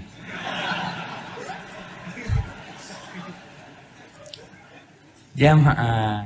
Jadi ada akhwat-akhwat lebay. Jangan dikasih angin. Ketika ada akhwat yang manggil Abi, afwan. Panggil anak akhi. Anti ukhti fillah. Engkau saudaraku di jalan Allah. Kalau memang ada jodoh, mudah-mudahan Allah mudahkan. Dan ada perempuan-perempuan yang tidak pantas mendampingi antum menjadi ibu buat anak-anak antum. Antum harus milih. Wanita-wanita lebay gini kira-kira anaknya lebay juga nggak? Lebih juga nantilah jemaah. Maka bismillah antum kasih nasihat. Merasa nggak enak. Ketika antum merasa nggak enak, di situ antum punya kewajiban. Kesian dia itu. Mungkin dia naruh hati sama antum. Maka antum harus sampaikan kepada dia, Ana masih mau belajar. Kalau memang ada jodoh, pintu pertama yang Ana ketuk mungkin pintu rumah akhti. Selesai. Ustaz, Ana berniat untuk melamar seorang akhwat. Tapi akhwat tersebut sudah dikhidbah oleh laki-laki lain. Dan diterima. Diterima sama laki-laki lain. Sama laki-laki lain itu diterima sama dia. Akhwat tersebut ingin berbagi cerita pada Ana lewat telepon. Namun Ana menolak. Karena ia sudah dikhidbah oleh orang lain. Dan Ana tidak ingin menjadi fitnah padanya. Apakah keputusan Ana adalah benar Ustaz? Bener. Yang penting antum jangan tunggu jandanya dia. Antum. Kadang kala orang kalau sudah jatuh hati, Allahu Akbar, jangan. Artinya antum doakan. Ketika dia mau telepon, ana doakan anti semoga berbahagia. Semoga anti hidup penuh dengan berkah dengan calon suami anti. Adapun ana berdoa semoga Allah memberikan kepada ana yang lebih baik dari anti. Masya Allah. Antum benar, artinya jangan ganggu rumah tangga orang juga. Karena dia sudah menikah, kadangkala ada orang yang mengganggu jemaah. Ustaz, tapi ini masih bisa Ustaz, kayaknya Ustaz. Masih bisa. Nggak boleh jemaah, nggak boleh. Rasul SAW mengatakan, la yakhthub ba'dukum ala khidbati akhi. Nggak boleh kalian berkhidbah di atas khidbah saudaranya. Udah selesai. Tunggu, lihat dulu. Kalau umpamanya keluarga sana tidak menolak dan tidak memberikan jawaban, dan antum ingin masuk, antum izin sama itu laki. Afwan, boleh nggak ana juga melamar? Kita nih ikhwan jamaah. Kalau kita mau bismillah, kalau mungkin antum diterima fadhal. Setelah melihat antum ternyata nggak jadi sama antum, jadi sama dia. Bisa jadi yang lihat, oh ternyata lebih jelek yang ini, bagusan yang itu. Bisa jadi jamaah. Wallahu a'lam. Ustaz, ana baru saja bercerai dengan istri ana. Ana berhusnudzon saja dengan Allah. Mungkin ini memang kesalahan ana di masa lalu. Salah satunya memberikan nafkah dari pekerjaan ribawi. Yang ana rasakan sekarang nggak nyaman, sakit hati. Ana minta saran dari Ustadz, apa yang harus ana lakukan? Apa dengan segera menikah lagi bisa mengurangi rasa sakit ini? Syukran atas penjelasan. Barakallahu fikum jamaah. Jamaah, kita tahu perceraian ini salah satu amalan yang paling dicintai oleh iblis. Oleh karena itu seorang lelaki tidak boleh mudah-mudah mengatakan cerai. Bahkan Allah mengatakan wa'ashiruhunna bil ma'ruf. Gaulilah istri-istri kalian dengan cara yang patut. Fa in karihtumuhunna. Kalau kalian benci sama istri kalian, ceraikan. Enggak, sabar. Laki itu disuruh sabar. Ketika dia punya istri yang mungkin ada kesalahan di dirinya, lihatlah kepada kelebihannya. Tapi kalau memang mentok tidak mungkin diperbaiki, harus bercerai, ya antum harus banyak istighfar. Kalau antum dikatakan mungkin karena antum dari hasil ribawi, itu mungkin yang antum lihat. Mungkin ada dosa-dosa lainnya yang antum lupa. Antum coba ingat-ingat istighfar, minta sama Allah. Kemudian kalau antum ingin segera menikah, fadhal. Urusan sakit hati itu jamaah, tinggal kita memanagenya. Antum obati sakit hati antum dengan dekat sama Allah Jalla Jalaluhu. Antum akan merasakan kelezatan yang tidak ada di dunia ini. Ketika antum merasakan lezatnya bermunajat sama Allah Jalla Jalaluhu. Setelah itu antum lihat, kalau sudah siap menikah lagi, jangan sampai menikah lagi itu hanya untuk menunjukkan kepada mantan istrinya, aku bisa dapat yang lebih baik dari anti. Jangan. Karena kalau seperti itu dia sakit hati. Anda tunjukkan semua ini. Kalau Anda bisa dapat yang lebih bagus. Jangan. Akhirnya pernikahan antum pun bukan karena Allah Jalla Jalaluhu.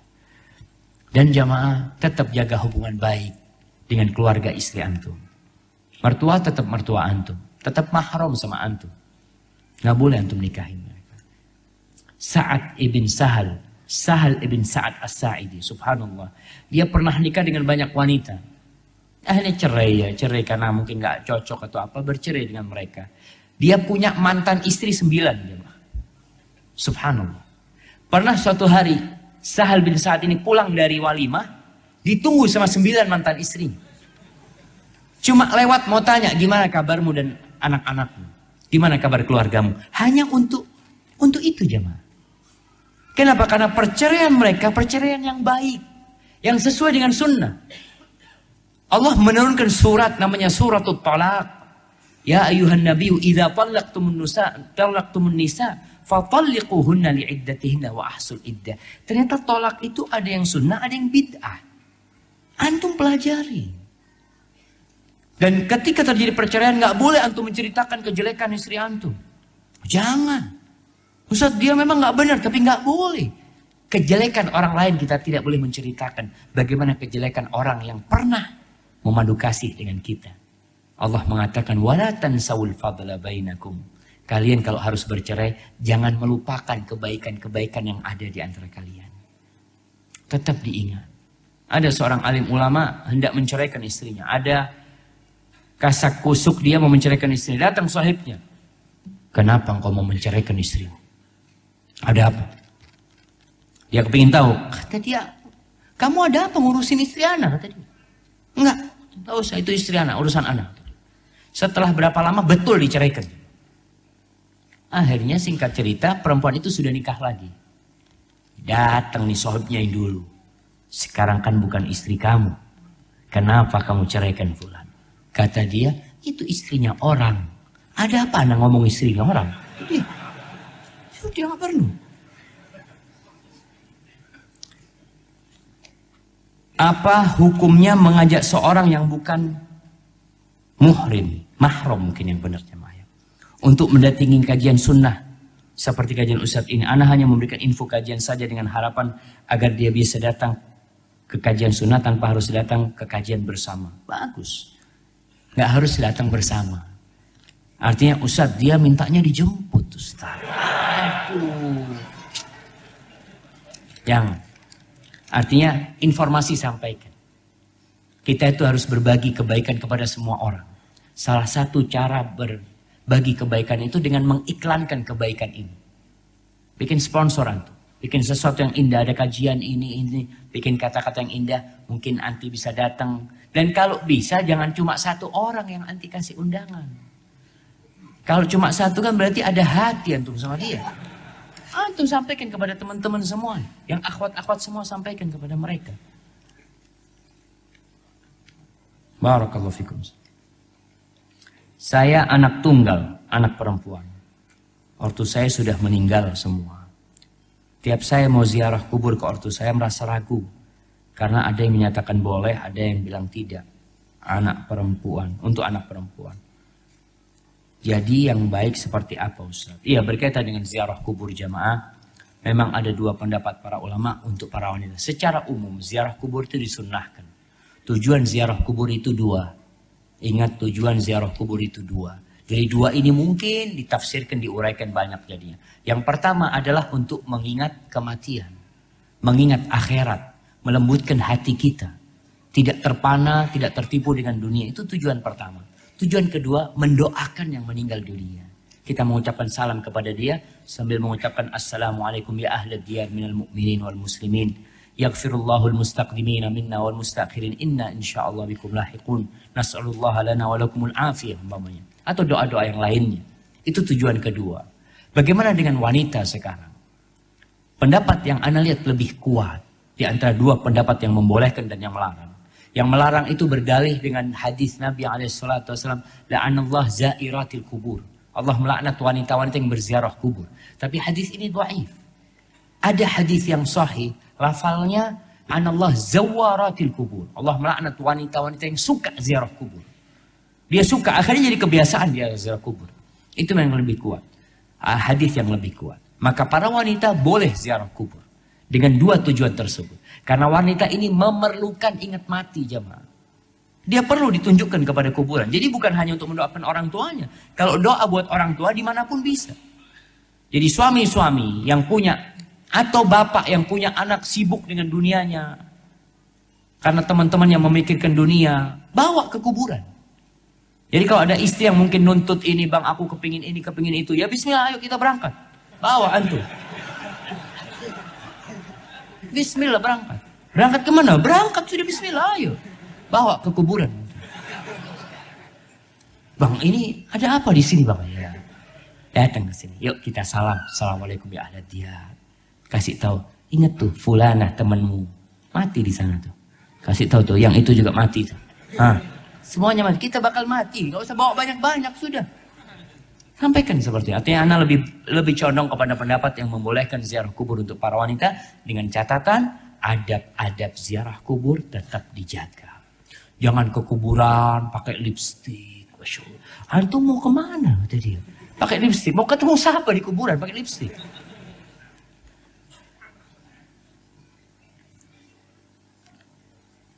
Bagaimana pendapat Ustaz jika seorang ikhwan menikah dengan seorang wanita yang berbeda manhaj atau seorang wanita yang belum mengenal sunnah? Jamaah, kebanyakan orang itu awam. Mereka berada di atas fitrah. Selama mereka belum dikeruhkan dengan pemikiran-pemikiran yang menyimpang, maka ana rasa antum nikah nggak ada masalah. Tinggal sekarang antum punya ilmu enggak untuk merubah dia. Yang pertama ilmu, yang kedua punya kekuatan enggak. Karena ada suami-suami yang lemah di depan istrinya. Apalagi kalau istrinya lebih banyak fulusnya. Susah dia mau ngasih tahu istrinya. Ngasih tahu istrinya, "Bang Afwan, ini rumah ana yang punya, Bang." Itu begitu kan, "Oh iya, Afwan lupa." Jadi nggak bisa tuh masih tahu. Tapi kalau antum punya kekuatan, punya ilmu, kemudian yang pertama yang penting istri antum, calon istri antum itu wanita soleha. Artinya wanita soleha, ya wanita yang beragama, yang taat sama Allah. Sholat 5 waktu, dia menjaga aturan-aturan. Cuma dia belum paham aja. Maka di sini insya Allah mudah bagi antum untuk memberikan pencerahan kepada dia. Afwan Ustaz mau bertanya, apakah di surga nanti kita mendapat bidadari seperti istri kita di dunia? Jamaah, secara umum Nabi SAW menjelaskan bahwasanya semua yang masuk surga itu yuzawwaju bithintain min hurin. Umum orang dinikahkan dengan 2 bidadari surga secara umum. Tinggal nanti tergantung amalannya yang ditambah seperti mati syahid atau apa. Allah akan kasih nanti seperti itu. Istri antum di dunia, kalau dia masuk surga bersama antum, dia akan lebih indah, dia akan lebih cantik, dia lebih menawan daripada wanita surga. Daripada bidadari surga. Kenapa? Karena bidadari surga diciptakan bukan karena amalan mereka. Tapi istri antum karena amalan dia. Di sini Allah bikin dia lebih cantik. Dan orang masuk surga itu umurnya jamaah rata-rata 33 tahun. Disebutkan dalam hadis Nabi SAW, rambutnya itu bergelombang, putih mereka. Nggak ada lagi yang gelap-gelap gitu kan di sini kan, nggak ada di sana nanti. Tingginya situna dhira, 60 hasta. Berapa meter 60 hasta?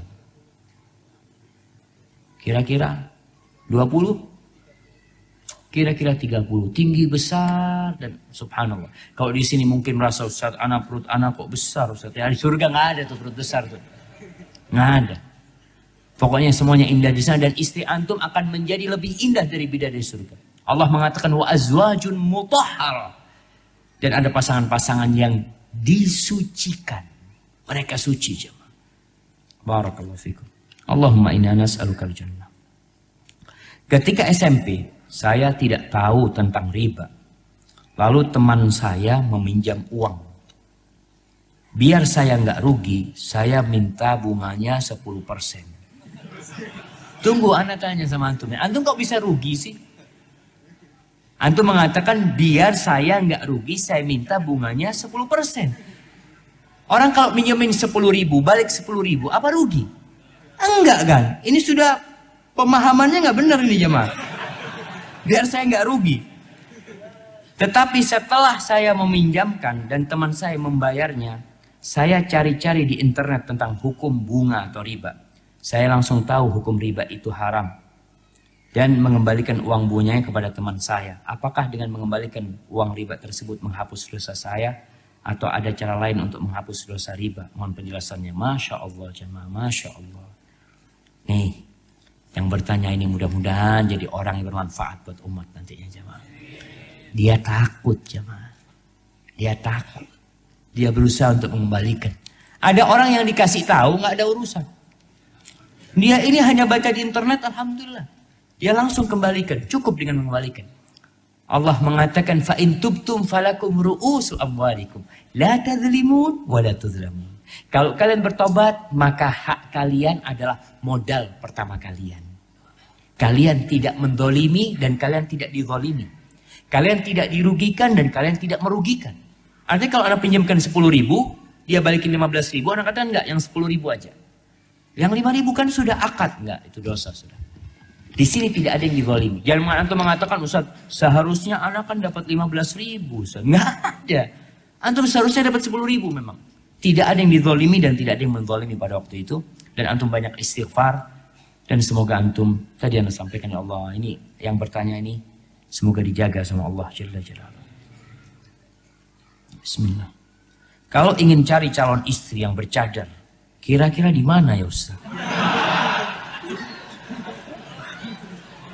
Di daerah saya, daerah Kuningan masih jarang perempuan yang bercadar.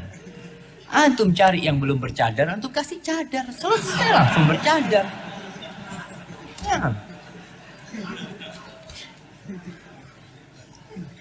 Jadi anak-anak nggak tahu ya. Yang jelas, di mana banyak wanita bercadar, yang anak tahu di Mekah, di Madinah banyak. Nah. Ustadz, bagaimana menyikapi orang yang di dalam kajian datang telat, namun menyerobot langsung di posisi paling depan? Dan juga bagaimana hukumnya orang yang sibuk berfoto, bermain gadget selama kajian berlangsung? Iya, jadi begini. Ketika kita datang ke tempat kajian, hendaklah kita mengisi tempat yang paling awal. Ada orang-orang yang membiarkan tempat depan kosong, sehingga orang yang datang terakhir melihat masih ada tempat. Maka apabila dia hendak maju ke depan, tolong izin, pamit. Memang nggak harus bungkuk-bungkuk, antum tidak, tapi antum pamit. Afan mau lewat. Jangan tahu-tahu ngelangkahi,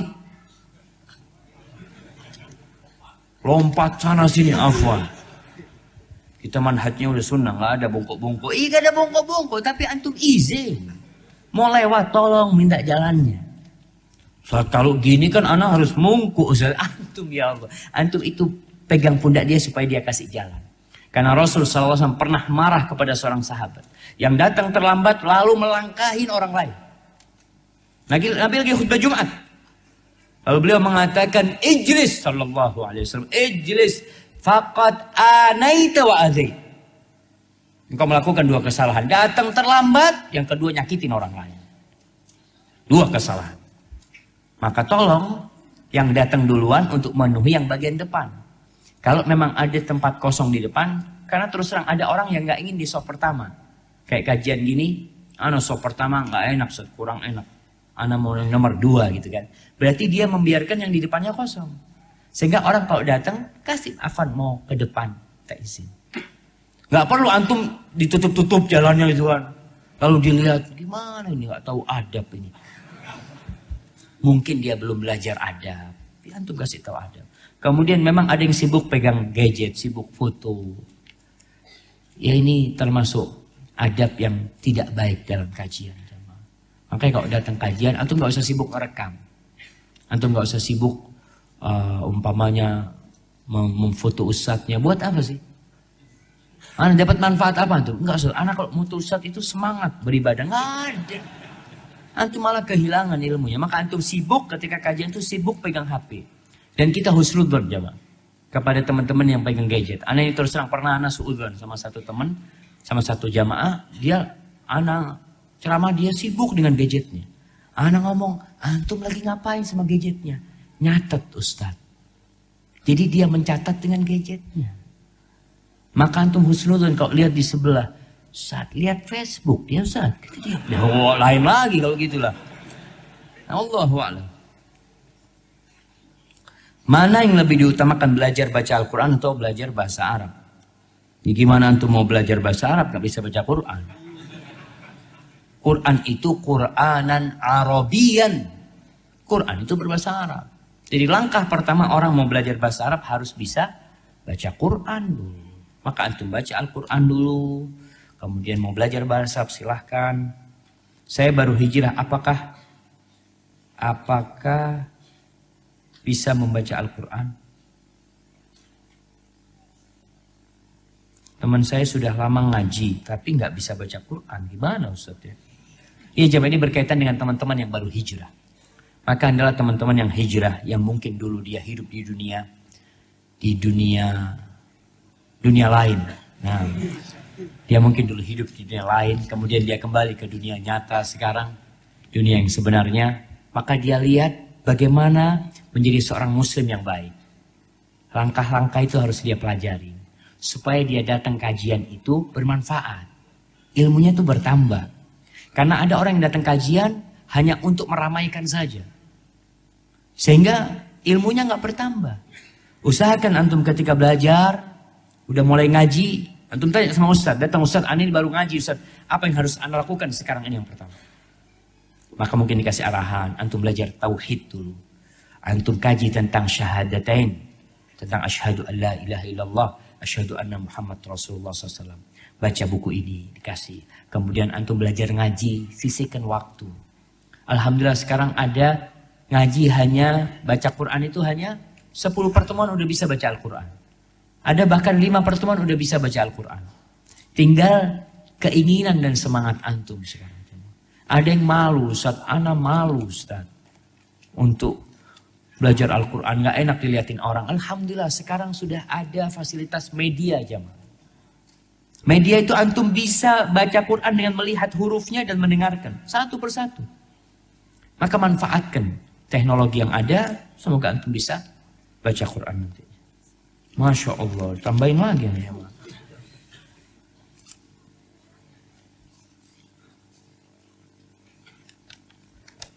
Ana mau bertanya, hukum membenci orang ahli maksiat, berakhlak buruk. Lalu bagaimana jika di akhir hidupnya orang tersebut bertobat? Jamaah, termasuk tali keimanan yang paling kuat. Awthaqu ural iman al-hubbu fillah wal bughdu fillah.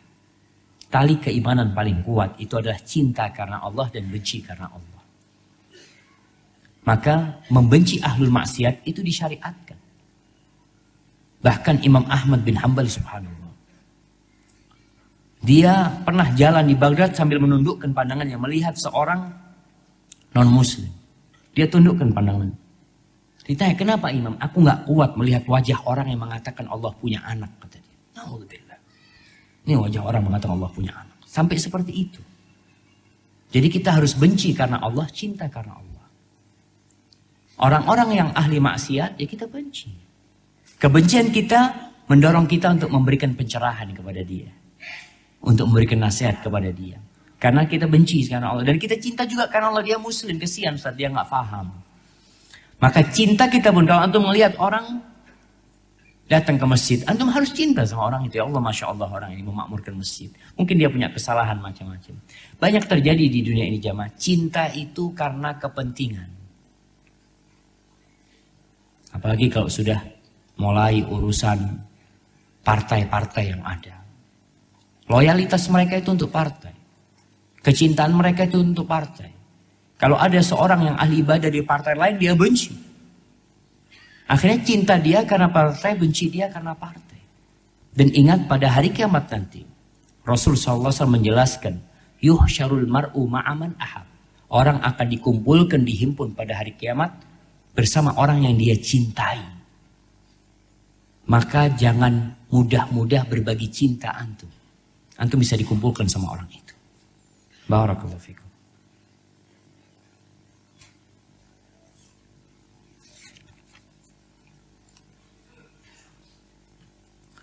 Bagaimana hukumnya apabila kita pernah berbuat zalim kepada seorang, baik secara sengaja maupun tidak disengaja? Dan kita sudah berusaha meminta maaf tapi orang itu tidak mau memaafkan kesalahan kita. Antum jangan berhenti minta maaf. Terus doakan itu orang. Kalau bisa disogok itu orang. Sogok. Antum punya rezeki. Antum umpamanya anak-anak mau belikan motor orang itu. Bawa motor ke rumah dia. Afwan kata dia. Ini BPKB, ini STNK, ini kuncinya. Ana minta dimaafkan. Wallahi sahih. Sekarang antum bisa nyogok. Antum bisa berikan dunia antum kepada dia. Nanti ada hari yauma la yanfa'u malun wala banun. Hari yang tidak berguna harta dan anak antum. Antum bawa harta enggak berguna. Yang ada di padang mahsyar itu kebaikan dan keburukan. Itu yang akan dibagi pada waktu itu. Dan itu hak orang itu tidak memaafkan antum. Kalau dia pernah disakiti sama antum, dia mengatakan, enggak, ana mau tuntut antum di depan Allah. Maka antum siapkan amal soleh untuk tuntutan dia. Karena Allah akan dengarkan tuntutan dia. Kezaliman ini adzulmu dzulumat yaumal qiyamah jamaah. Kezaliman ini kegelapan pada hari kiamat jamaah. Maka kalau antum Nabi SAW mengatakan tahallalul yaum, sekarang minta dihalalkan kalian, kata Nabi SAW.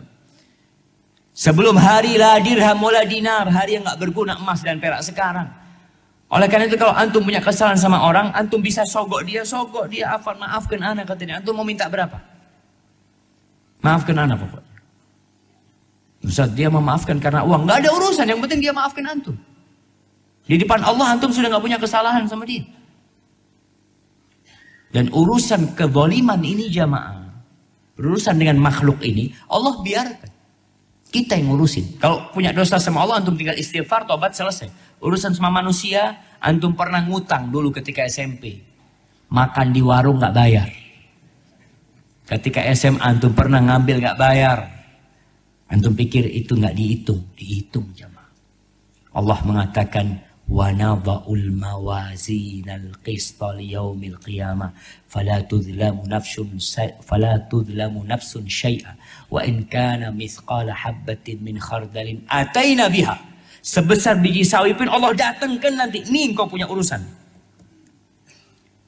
Maka ada seorang alim ulama subhanallah, ketika mau meninggal dunia, dia lagi diwuduin sama pembantunya.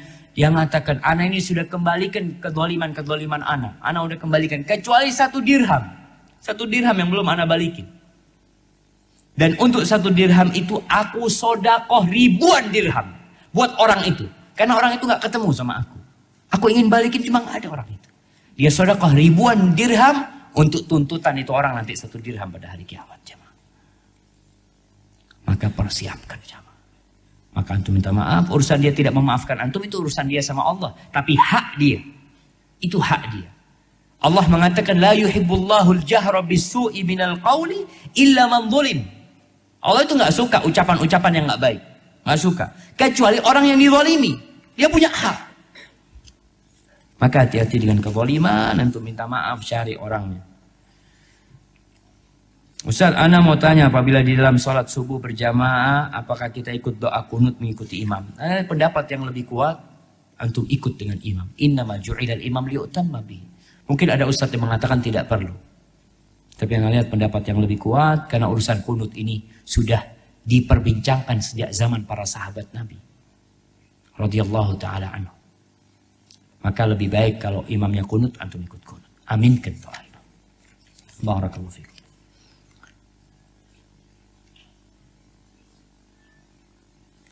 Bagaimana caranya meninggalkan maksiat dan bagaimana caranya agar bisa istiqomah dalam mengerjakan amal soleh. Jamaah, kemaksiatan ini meninggalkannya dengan tidak mendekatinya. Selesai. Nggak usah dikerjakan. Beda dengan perintah jamaah. Nabi SAW mengatakan, "Idza amartukum bi amrin fa'tu minhum mastata'tum." Kalau aku nyuruh kalian dengan satu perintah, kerjakan sesuai dengan kemampuan kalian. Perintah sholat tahajud memang butuh energi, butuh tenaga. Mungkin capek, mungkin lelah. Kerjakan sesuai dengan kemampuan kalian. Tapi kalau aku melarang kalian, tinggalkan. Tinggalkan. Ketika dilarang umpamanya melihat wanita yang bukan mahramnya, apa yang harus dia lakukan? Ya udah, tundukkan pandangan, selesai. Nggak harus pegangan ini, gimana Ustaz ya? Ana supaya nggak ngelihat ini perempuan mau lewat, ya antum nggak usah ngelihat, selesai. Lalu memang jamaah, kita butuh kekuatan juga meninggalkan kemaksiatan, butuh kesabaran. Salah satu cara meninggalkan kemaksiatan, menjauh dari tempat-tempat kemaksiatan. Jauh dari tempat-tempat buruk. Karena orang yang dekat dengan kemaksiatan, hampir saja dia masuk ke dalam kemaksiatan tersebut. Dan minta doa sama Allah. Supaya Allah memberikan kekuatan kepada antum meninggalkan kemaksiatan itu. Di antara doa yang dibaca oleh Nabi SAW, beliau mengatakan, Allahumma qsim lana min khasyatika ma tahulu bihi bainana wa baina ma'asi. Ya Allah, bagikan buat aku rasa takut kepadamu, yang rasa takut itu menghalangiku dari berbuat maksiat kepadamu. Itu rasa takut. Artinya memang kita butuh rasa takut. Supaya kita jadi takut sama Allah ketika mau berbuat kemaksiatan. Dan terus berdoa, Allahumma a'inni ala dzikrika wa syukrika wa husni ibadatika. Doakan ana Ustaz, biar bisa dipertemukan dengan jodoh ana yang soleha. Masya Allah. Mudah-mudahan antum dipertemukan dan yang lainnya dipertemukan juga. Pertanyaan ana Ustaz, untuk mendapatkan bidadari harus mati syahid. Siapa yang bilang? Enggak, jemaah. Tadi ana sampaikan bahwasanya semua yang masuk surga itu akan dinikahkan dengan 2 bidadari. Hanya orang yang mati syahid, syahid sesuai dengan syariat Allah Jalla Jalaluhu, maka dia akan mendapatkan kelebihan yang berbeda. Dia tidak akan dimakamkan, dia tidak akan dimandikan ketika dimakamkan, dengan darah-darahnya dia dimakamkan. Nah, bagaimana kita bisa mendapatkan faedah tersebut sedangkan di Indonesia tidak ada peperangan, Ustaz? Apakah kita harus ikut berperang di Syam? Allahu Akbar. Jamaah, hati-hati dengan fitnah yang terjadi. Yang terjadi di Syam, wallahi fitnah, jamaah. ISIS yang ada di sana, yang dibantai sama ISIS itu saudara-saudara kita.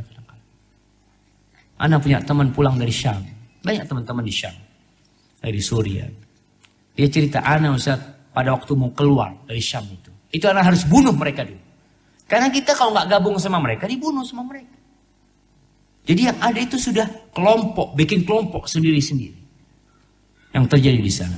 Maka antum bersyukur ketika tidak terjadi peperangan. Tapi setiap muslim, ingat, Nabi SAW mengatakan, man mata walam yaghzu walam yuhaddits nafsahu bil ghazwi mata ala syu'batin minan nifaq. Barang siapa yang mati belum pernah berperang, mati belum pernah berbicara dengan dirinya, aku ingin berperang membela agama ini, membela negeri Allah. Ketika dia tidak pernah mengatakan itu dalam dirinya, mati dalam kondisi berada di atas kemunafikan. Maka kita perlu memang keinginan seorang muslim membela agamanya, membela negerinya untuk Allah Jalla Jalaluhu, maka harus ada di diri kita. Jadi sejatinya muslim itu semua adalah pejuang Allah. Dan Allah mengatakan, ya ayyuhalladzina amanu kunu ansarallah. Kama qala Isa bin Maryam lil hawariyin, man ansari Allah. Wahai orang-orang yang beriman, jadilah kalian penolong-penolong Allah. Jadilah kalian penolong-penolong Allah. Nah, saya dulu membeli handphone dengan hasil menjual alat musik. Apakah handphone saya termasuk haram, Ustaz? Karena dulu saya belum tahu kalau musik itu haram. Dan bagaimana cara membersihkan diri dari harta yang haram. Insya Allah kalau antum nggak ngerti nggak ada masalah. Jadi memang pendapat Syafi'iyah, Imam Syafi'i berpendapat, jadi kalau ada orang mencuri alat musik itu nggak dipotong tangannya. Kenapa? Karena nggak ada harganya alat itu. Barang itu nggak dihargai. Alat musik walaupun umumnya gitar harganya 1 miliar, itu nggak ada harganya. Itu dalam pandangan Syafi'iyah. Wallahu a'lam.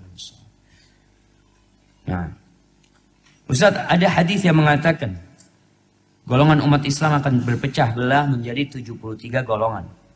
Dan 72 masuk neraka dan yang 1 golongan masuk surga. Pertanyaannya, apakah yang 72 golongan nantinya akan masuk surga? Nah, ingat, 73 golongan itu dari umat Nabi Muhammad SAW. Artinya mereka bukan keluar dari Islam. Kalau mereka keluar dari Islam berarti tidak masuk umatnya Nabi Muhammad SAW. Tidak termasuk 73 itu. Jadi yang 72 itu diancam masuk neraka. Bisa jadi mereka diampuni masuk surga. Karena setiap orang mukmin yang mengatakan la ilaha illallah dan dia tidak mengerjakan pembatal-pembatal keislaman dia tidak melakukan kesyirikan, maka ada harapan dia masuk surga walaupun dia melakukan dosa-dosa besar. Maka ini perlu diingat tentang 72 golongan nantinya akan masuk surga selama mereka mukmin, mereka umatnya Nabi SAW, dan Nabi mengatakan syafaati sallallahu alaihi wasallam li ahli al-kaba'ir min ummati. Syafaatku aku akan berikan kepada pelaku-pelaku dosa besar dari umatku selama mereka tidak melakukan kesyirikan, tidak melakukan pembatal keislaman. Para ulama mencatat dalam kitab-kitab fikih, Kitabur Riddah, bab tentang murtad. Jadi ada orang yang bisa murtad dengan ucapannya, dengan perbuatannya, dengan keyakinannya. Maka ketika itu dia tidak akan masuk surga. Apakah kita di sini sekarang termasuk 1 golongan yang masuk surga? Jamaah, Rasul SAW mengatakan tentang 1 golongan tersebut, "Makana ala mithli ma ana alaihi al-yawm wa ashabi." Atau makana ala mithli ma ana alaihi wa ashabi. Orang yang 1 golongan adalah yang mengerjakan Islam seperti yang dikerjakan oleh aku, kata Nabi SAW, dan para sahabatku. Kalau antum mengamalkan hal itu, dimanapun antum berada, antum termasuk golongan tersebut. Maka perhatikan. Karena kalau kita lihat ada kelompok-kelompok mereka mengklaim dirinya termasuk yang satu golongan itu, ya dilihat. Kalau cuma ngomong doang, ya bisa, semua orang bisa ngomong. Tapi apakah benar perbuatan antum sesuai dengan yang antum ucapkan? Bahwasanya antum mengerjakan Islam seperti yang diajarkan oleh Nabi SAW. Sekarang lagi ribut di negeri kita tentang Islam Nusantara. Islam itu Islamnya Rasulullah SAW. Jangan disempitkan agama Allah ini. Islam ini untuk alam semesta ini. Nabi diutus SAW bukan untuk bangsa Arab, bukan untuk Nusantara, bukan untuk Australia, tapi rahmatan lil alamin. Beliau diutus sebagai rahmatan untuk alam semesta ini. Untuk ikan-ikan yang ada di lautan. Mereka merasakan rahmat Nabi SAW. Untuk semut di lubangnya merasakan rahmat Nabi SAW. Untuk burung-burung pun. Untuk kucing pun. Untuk anjing pun. Beliau itu rahmatan lil alamin. Ajaran beliau itu untuk alam semesta. Maka jangan dikotak-kotakkan. Dibedakan ada Islam Arab, ada Islam Turki, ada Islam mana lagi. Dan itu sudah pernah terjadi. Pembedaan Islam ini mengeluarkan Arab dari Islam. Seakan-akan Islam Arab Islam tersendiri. Kita punya Islam sendiri. Jamaah, nabinya itu Nabi Muhammad SAW. Dan beliau bangsa Arab. Dan tidak akan pernah berubah. Beliau yang kita ikuti. Islamnya siapa? Islamnya beliau. Islamnya Abu Bakar. Islamnya Umar. Islamnya Uthman. Islamnya Ali bin Abi Thalib. Islamnya Imam Syafi'i. Islamnya Imam Malik, Islamnya Imam Abu Hanifah, Islamnya Imam Ahmad bin Hanbal. Islamnya mereka, bukan Islam Nusantara. Islam mereka yang kita ikuti.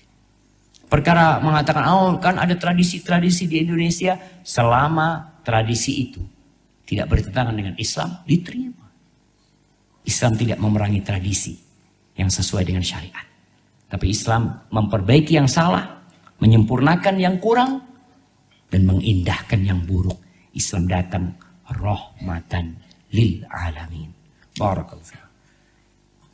Apakah pelaku bid'ah diampuni dosanya? Jamaah ingat, semua dosa selain kesyirikan itu ada harapan diampuni.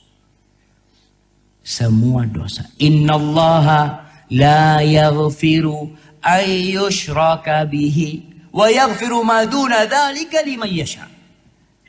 Allah mengampuni dosa yang lain yang Allah kehendaki, Allah ampuni, kecuali syirik. Dan berbicara tentang bid'ah, ingat bid'ah ini bertingkat-tingkat.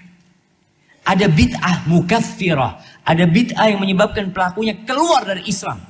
Ya sudah, kalau dia melakukan bid'ah yang keluar dari Islam, seperti bid'ahnya yang mengatakan Allah bisa bersatu dengan makhluknya. Dulu ada Al-Hallaj, na'udzubillah min dzalik. Di Indonesia dulu ada Syekh Siti Jenar yang dikenal dengan bid'ah itu, maka ada bid'ah yang mengeluarkan dari Islam. Ada bid'ah mufassiqah, ada bid'ah yang menyebabkan pelakunya jadi fasik. Dan masih bertingkat-tingkat lagi bid'ah tersebut. Maka kita perlu belajar agama ini dengan sempurna dan tidak mudah-mudah membid'ahkan orang. Tidak mudah mengatakan, oh fulan ini termasuk yang 73 golongan. Nah, ya jelas lah, selama muslim masuk 73 golongan. Tapi mungkin dia masuk yang satu juga. Mungkin dia melakukan, nggak ngerti, nggak paham dia jamaah. Barakallahu fikum. Masya Allah. Apa yang dimaksud dengan ikhlas?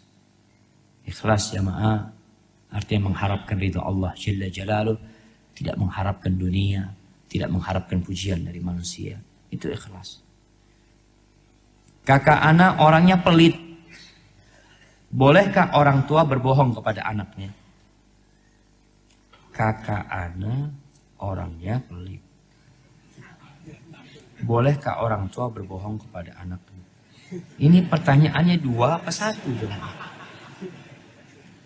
Nggak tahu jawab. Tapi kalau bicara bohong, tetap kita nggak boleh bohong. Bohong yang boleh itu antara suami istri. Memperbaiki dua orang yang bertikai, berperang. Dalam peperangan suami istri dalam urusan merajuk jemaah. Dalam urusan merayu. Suami ngelihat istrinya, Allahu Akbar. Ana kalau ngelihat anti ini, dada ana bisa seperti lapangan bola. Insyaallah. Mungkin dia mengatakan seperti itu. Padahal dia kalau melihat istrinya, ya Allah, mau muntah dia istrinya. Tapi dia berbohong itu nggak apa-apa, rajuk merajuk, urusan rajuk merayu nggak apa-apa. Jadi kalau urusan orang tua berbohong kepada anaknya, gimana jamaah ya, anak kurang paham pertanyaan.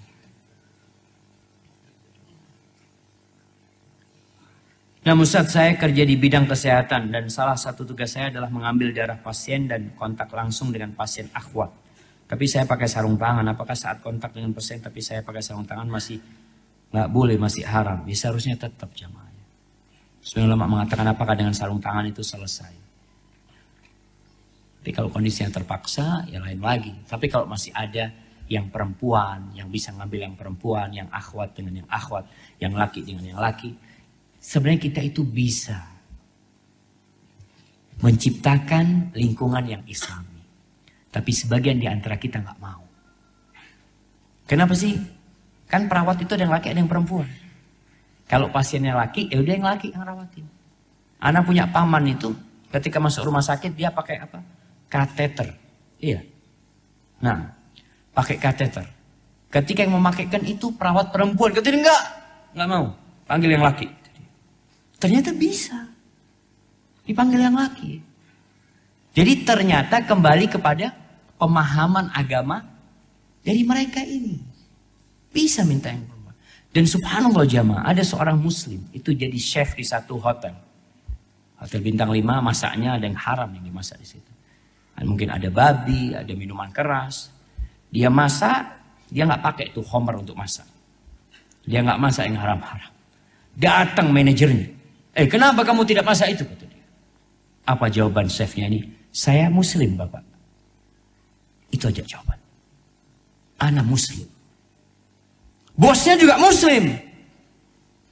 Kenapa antum nggak tahu dia? Diem bosnya, ditinggal orangnya. Kita perlu menunjukkan bangga sebagai muslim jemaah. Ana muslim. Tunjukkan Islaman antum. Mungkin dengan antum menunjukkan keislaman antum apa yang akan dipersulit? Nah, ana punya Rabbul Alamin. Baca antum qulillahumma malikal mulk tu'til mulka man tasha wa tanzi'ul mulka mimman tasha wa tu'izzu man tasha wa tudhillu man tasha biyadikal khair. Semua kebaikan ada di tanganmu. Maka kita perlu tumbuhkan keimanan kita. Maka insya Allah bisa. Tolong kalau bisa memang seperti itu. Di rumah sakit ya kita tampakkan suasana yang islami. Pasien yang perempuan sama yang perempuan. Pasien yang laki sama yang laki. Kalau bisa. Kalau nggak bisa Ustaz, nggak bisa Ustaz. Memang kayak gini ya sudah. Bainaka wa bainallah. Allah yang tahu apakah antum memang terpaksa melakukan itu. Dan mudah-mudahan ya Allah tahu dengan kondisi kita. Hadza wallahu a'lam bissawab jamaah. Itu yang bisa saya sampaikan apabila itu benar.